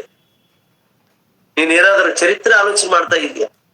ಬರೆದಿದ್ದೇ ಓದ್ಕೊಳ್ಬೇಕಾಗಿದೆ, ಬರೆದಿದ್ದೇ ಅರ್ಥ ಮಾಡ್ಕೊಳ್ಬೇಕಾಗಿದೆ, ಬರೆದಿದ್ದನ್ನೇ ನಾವು ನೆರವೇರಿಸಬೇಕಾಗಿದೆ. ಅವ್ರು ಬರಿಬೇಕಂದ್ರೆ ಎಷ್ಟೋ ವಿಚಾರಣೆ ಮಾಡಿದಾರೆ ಅವರು. ಯೆಶಾಯ ಏನಂತ ಬರೆದಿದ್ದಾನೆ ಯೇಸು ಕ್ರಿಸ್ತನ ವಿಷಯದಲ್ಲಿ, ಯೋಹಾನ್ ವಿಷಯದಲ್ಲಿ ಯೇಸು ಕ್ರಿಸ್ತನ ಏನ್ ಬರೆದಿದ್ದಾನೆ, ಯೆರೆಮೀಯನು ಏನ್ ಬರೆದಿದ್ದಾನೆ, ಅನೇಕ ಭಕ್ತಾದಿಗಳು ಏನ್ ಬರೆದಿದ್ದಾರೆ ಇವ್ರ ಬಗ್ಗೆ ಅಂತೇಳಿ ಎಲ್ಲವನ್ನು ವಿಚಾರಣೆ ಮಾಡಿಕೊಂಡು ಚರಿತ್ರೆ ಆಧಾರವಾಗಿ ನಮಗೆ ಬರೆದು ಯೇಸು ಕ್ರಿಸ್ತನ ಜೀವನ ಚರಿತ್ರೆ ನಮ್ಮ ಕಣ್ಣು ಮುಂದಿಟ್ಟಿದ್ದಾನೆ. ಈತನೇ ನಿತ್ಯ ಜೀವವುಳ್ಳವನು, ಈತನನ್ನು ನಂಬಿದರೆ ನಿಮಗೆ ಪರಲೋಕ, ಇಲ್ಲಂದ್ರೆ ನಿಮಗೆ ನರಕ ಅಂತೇಳಿ ಕ್ಲೋಸ್ ಮಾಡಿದ್ದಾನೆ ಚಾಪ್ಟರ್. ಮಾರ್ಕನ ಅದೇ ಅಲ್ವಾ, ಮಾರ್ಕನು ಎಂಡ್ ಮಾತುಗಳು ಏನಿದಾವೆ, ಕೊನೆ ಮಾತುಗಳು ಏನಿದಾವೆ ಮಾರ್ಕನ ಬರೆದ ಸುವಾರ್ತೆಯಲ್ಲಿ, ಸರ್ವಲೋಕಕ್ಕೆ ಹೋಗಿ ಸುವಾರ್ತೆಯನ್ನು ಸಾರಿರಿ, ಸೃಷ್ಟಿಗೆ ಸುವಾರ್ತೆಯನ್ನು ಮಾಡ್ರಿ, ಹಾಗೂ ನಂಬಿದವನು ರಕ್ಷಣೆ ಹೊಂದುವನು, ನಂಬದೆ ಹೋದವನು ಶಿಕ್ಷೆಗೆ ಗುರಿಯಾಗುವನು. ಎಂಡ್ ಅಷ್ಟೇ. ನಂಬಬೇಕು, ತಿಳ್ಕೊಳ್ಬೇಕಾದ್ರೆ ಗ್ರಹಿಸ್ಕೊಳ್ಬೇಕು, ಆಲೋಚನೆ ಮಾಡ್ಬೇಕು. ನಾನಿಷ್ಟು ವಿಚಾರ ಮಾಡಿ ಸತ್ಯವನ್ನು ಗ್ರಹಿಸಿಕೊಂಡಿದ್ದೇನೆ ಅನ್ಕೊಳ್ಬೇಕು. ಯಾರಾದ್ರೂ ಹೇತುವಾದಿಗಳು, ಯಾರಾದ್ರೂ ಕ್ರಿಸ್ತ ವಿರೋಧಿಗಳು ಬಂದ ನಿನಗೆ ಇಲ್ಲಿ ಒಂದು ಕಣ್ಣಿಟ್ಟು ನಿನಗೆ ಯೇಸು ಕ್ರಿಸ್ತನ ಹೆಂಗ್ ನಂಬ್ಕೊಂಡಿದಿ, ಯಾರು ಹೇಳಿದ್ರು ನಿನಗೆ ಅಂತಂದ್ರೆ, ನಾನೇ ತಿಳ್ಕೊಂಡಿನಿ, ನಾನೇ ಗ್ರಹಿಸ್ಕೊಂಡಿನಿ, ನಾನೇ ಓದಿಕೊಂಡಿನಿ, ನಾನೇ ಸತ್ಯವನ್ನು ಗ್ರಹಿಸಿಕೊಂಡು ನಾನು ಇದನ್ನ ನಂಬಿದ್ದೀನಿ ಅಂತ ಹೇಳಕ್ಕೆ ನೀನು ಸಾಧ್ಯ ಇದೇನ? ಇಂಥವ್ರ ನೀವು ವಾಕ್ಯ ಹೇಳಿದ್ರು ಅದು ನಾನು ಚೇಂಜ್ ಆಗಿನಿ, ಅದಕ್ಕೆ ನಾನು ಬದಲಾಗಿನಿ. ಅವ್ರು ಹೇಳಿದ್ರು ನಾನು ನಂಬಿನಿ, ಅವ್ರು ಬೋಧನೆ ಮಾಡಿದ್ರು ನಾನು ತಿಳ್ಕೊಂಡಿನಿ, ಅವ್ರು ದೀಕ್ಷೆ ಕೊಟ್ಟರು ನಾನು ತಗೊಂಡಿದೀನಿ. ಇದೆಲ್ಲ ಈ ಒಂದು ಉತ್ತರ ಬರಬಾರ್ದು ನಮ್ಮಲ್ಲಿ. ಯಾರೇ ನಿನಗೆ ಗನ್ ಇಟ್ಟರು ಕೂಡ ನಿನ್ನ ಆಲೋಚನೆ, ನಾನು bachelor BBTH bachelor of Bible theology, ನಾನು ಒಂಟಿಯಾಗಿ ಕೂತ್ಕೊಂಡು ಪರಿಶೀಲನೆ ಮಾಡಿ ಗ್ರಹಿಸಿಕೊಂಡು ತಿಳ್ಕೊಂಡಿದ್ದೇನೆ ಪುಸ್ತಕನ. ಬೈಬಲ್ ಸತ್ಯವಾದಂತ ಪುಸ್ತಕ, ಇದು ದೇವರ ಪುಸ್ತಕ, ಪರಿಶುದ್ಧವಾದ ಪುಸ್ತಕ, ಇದು ಸತ್ಯ ವೇದ. ಇದನ್ನು ನಂಬಿದರೆ, ಇದನ್ನು ನಾನು ಅನುಸರಿಸಿದರೆ ನನಗೆ ಪರಲೋಕ ಸಿಗುತ್ತನ್ನಂತ ಭರೋಸದಿಂದ ಮಾತಾಡುವವನಾಗಿರ್ಬೇಕು ನೀನು. ಇನ್ನೊಬ್ಬರ ಮೇಲೆ ಅದನ್ನ ತಳ್ಳಬಾರದು, ಇನ್ನೊಬ್ಬರ ಮೇಲೆ ಹಾಕ್ಬಾರದು. ಅದನ್ನ ನಾನೇ ಸ್ವಯಂ ಸ್ವಂತ ಕಷ್ಟದಿಂದ ಪರಿಶೋಧನೆ ಮಾಡಿ ನಾನು ತಿಳ್ಕೊಂಡಿರ್ತಕ್ಕಂಥ ದೇವರು ಇದನ್ನು ಸತ್ಯ ದೇವರು ಅಂತ ಹೇಳಿ ಸಾಕ್ಷಿ ಕೊಡುವವನಾಗಿರ್ಬೇಕು ಪ್ರಿಯ. ಆದ್ರೆ ಇವತ್ತು ಕ್ರೈಸ್ತರು ಹೇಗಿದ್ದಾರೆ ಅಂದ್ರೆ ಇನ್ನೊಬ್ಬರ ಮೇಲೆ ಹೇಳ್ತಾರೆ, ಇಲ್ಲ ಬ್ರದರ್ ನನಗ್ ಗೊತ್ತಿಲ್ಲ, ಅವ್ರೇನು ಬೋಧನೆ ಮಾಡಿದ್ರು, ಅವ್ರು ಸುವಾರ್ತೆ ಮಾಡಿದ್ರು, ಯೇಸುಸ್ವಾಮಿ ಅಂದ್ರು ನಾನು ನಂಬಿದೆ ನಾನು ಅಂತೇಳಿ ಇನ್ನೊಬ್ಬರ ಮೇಲೆ ಯಾಕೆ ತಪ್ಪಿಸಿಕೊಳ್ಳೋ ಪ್ರಯತ್ನ ಮಾಡ್ತಿರ್ತಾರ. ಅದು ತಪ್ಪು, ಆಚರಣೆ ತಪ್ಪು ಅಂತ ಆಲೋಚನೆಗಳನ್ನು ಮಾಡ್ಲೇಬಾರದು, ಇರ್ಲೇಬಾರದು ಅಂತ ಹೇಳಿ ಹೇಳ್ತಾ ಇದ್ದೀನಿ. ಅದಕ್ಕಾಗಿ ಲೇಖನಗಳು ನಿಮ್ಗೆ ಅರ್ಥ ಆಗ್ಬೇಕಂತಂದ್ರೆ, ಬೈಬಲ್ ನಿಮಗೆ ತಿಳಿಬೇಕಂತಂದ್ರೆ ಮೊದಲು ಅದನ್ನು ಪರಿಶೀಲನೆ ಮಾಡಿ. ಅದಕ್ಕೆ ಶಾಸ್ತ್ರದಲ್ಲಿ ನಿತ್ಯ ಜೀವ ಉಂಟೆಂದು ನೀವು ಅದನ್ನು ಹುಡುಕ್ತಾ ಇದ್ದೀರಿ, ಆ ಶಾಸ್ತ್ರವು ನನ್ನ ವಿಷಯದಲ್ಲಿ ಸಾಕ್ಷಿ ಕೊಡ್ತಾ ಇದೆ ಅಂತ ಹೇಳಿ ಯೇಸು ಸ್ವಾಮಿ ಹೇಳಿದಂತೆ. ಅದಕ್ಕಾಗಿ ಯೇಸು ಸ್ವಾಮಿಯೇ ನಮ್ಮ ಕಣ್ಣು ಮುಂದೆ ಇದ್ದಾಗ ಯೇಸು ಸ್ವಾಮಿನ ಸರಿಯಾಗಿ ರೀತಿಯಲ್ಲಿ ಅರ್ಥ ಮಾಡಿಕೊಂಡು ಗ್ರಹಿಸಿಕೊಂಡ್ರೆ ನಿತ್ಯ ಜೀವ ನಿನಗಿದೆ ಅಂತೇಳಿ ಹೇಳಿ ಮಾತುಗಳಿಗೆ ಮುಗಿಸ್ತಾ ಇದ್ದೀನಿ. ಈ ಮಾತುಗಳ ಮುಖಾಂತರ ದೇವರು ನಿಮ್ಮೆಲ್ಲರನ್ನು ಆಶೀರ್ವದಿಸಲಿ. ಚಿಕ್ಕದಾಗಿ ಪ್ರಾರ್ಥನೆ ಮಾಡ್ಕೊಳ್ಳೋಣ, ಕಣ್ಣು ಮುಚ್ಚರಿ, ತಲೆ ಬಾಗಿಸಲಿ. ಪರಿಶುದ್ಧನೇ, ಮಹೋನ್ನತನೇ, ಪರಮ ಪ್ರೀತಿಯುಳ್ಳ ಪರಲೋಕದಲ್ಲಿರುವ ನಮ್ಮ ತಂದೆಯಾದ ದೇವರೇ, ನಿನಗೆ ವಂದನೆಗಳು, ಸ್ತೋತ್ರಗಳು. ಇರುವ ದೇವ, ಈ ಒಂದು ರಾತ್ರಿ ಸಮಯದಲ್ಲಿ ನಿನ್ನ ಲೇಖನಗಳ ಪರಿಶೋಧನೆ ಯಾವ ರೀತಿ ಮಾಡಬೇಕು, ಯಾವ ರೀತಿ ಗ್ರಹಿಸಿಕೊಳ್ಳಬೇಕು ಅನ್ನಂಥದ್ದು ಆಲೋಚನೆ ಮಾಡಿದ್ದೇವೆ ದೇವ. ಸ್ವಲ್ಪ ಮಟ್ಟಿಗೆ ನಮಗೆ ತಿಳಿಸಿದ್ದಕ್ಕಾಗಿ ನಿನಗೆ ಸ್ತೋತ್ರ ತಂದೆ.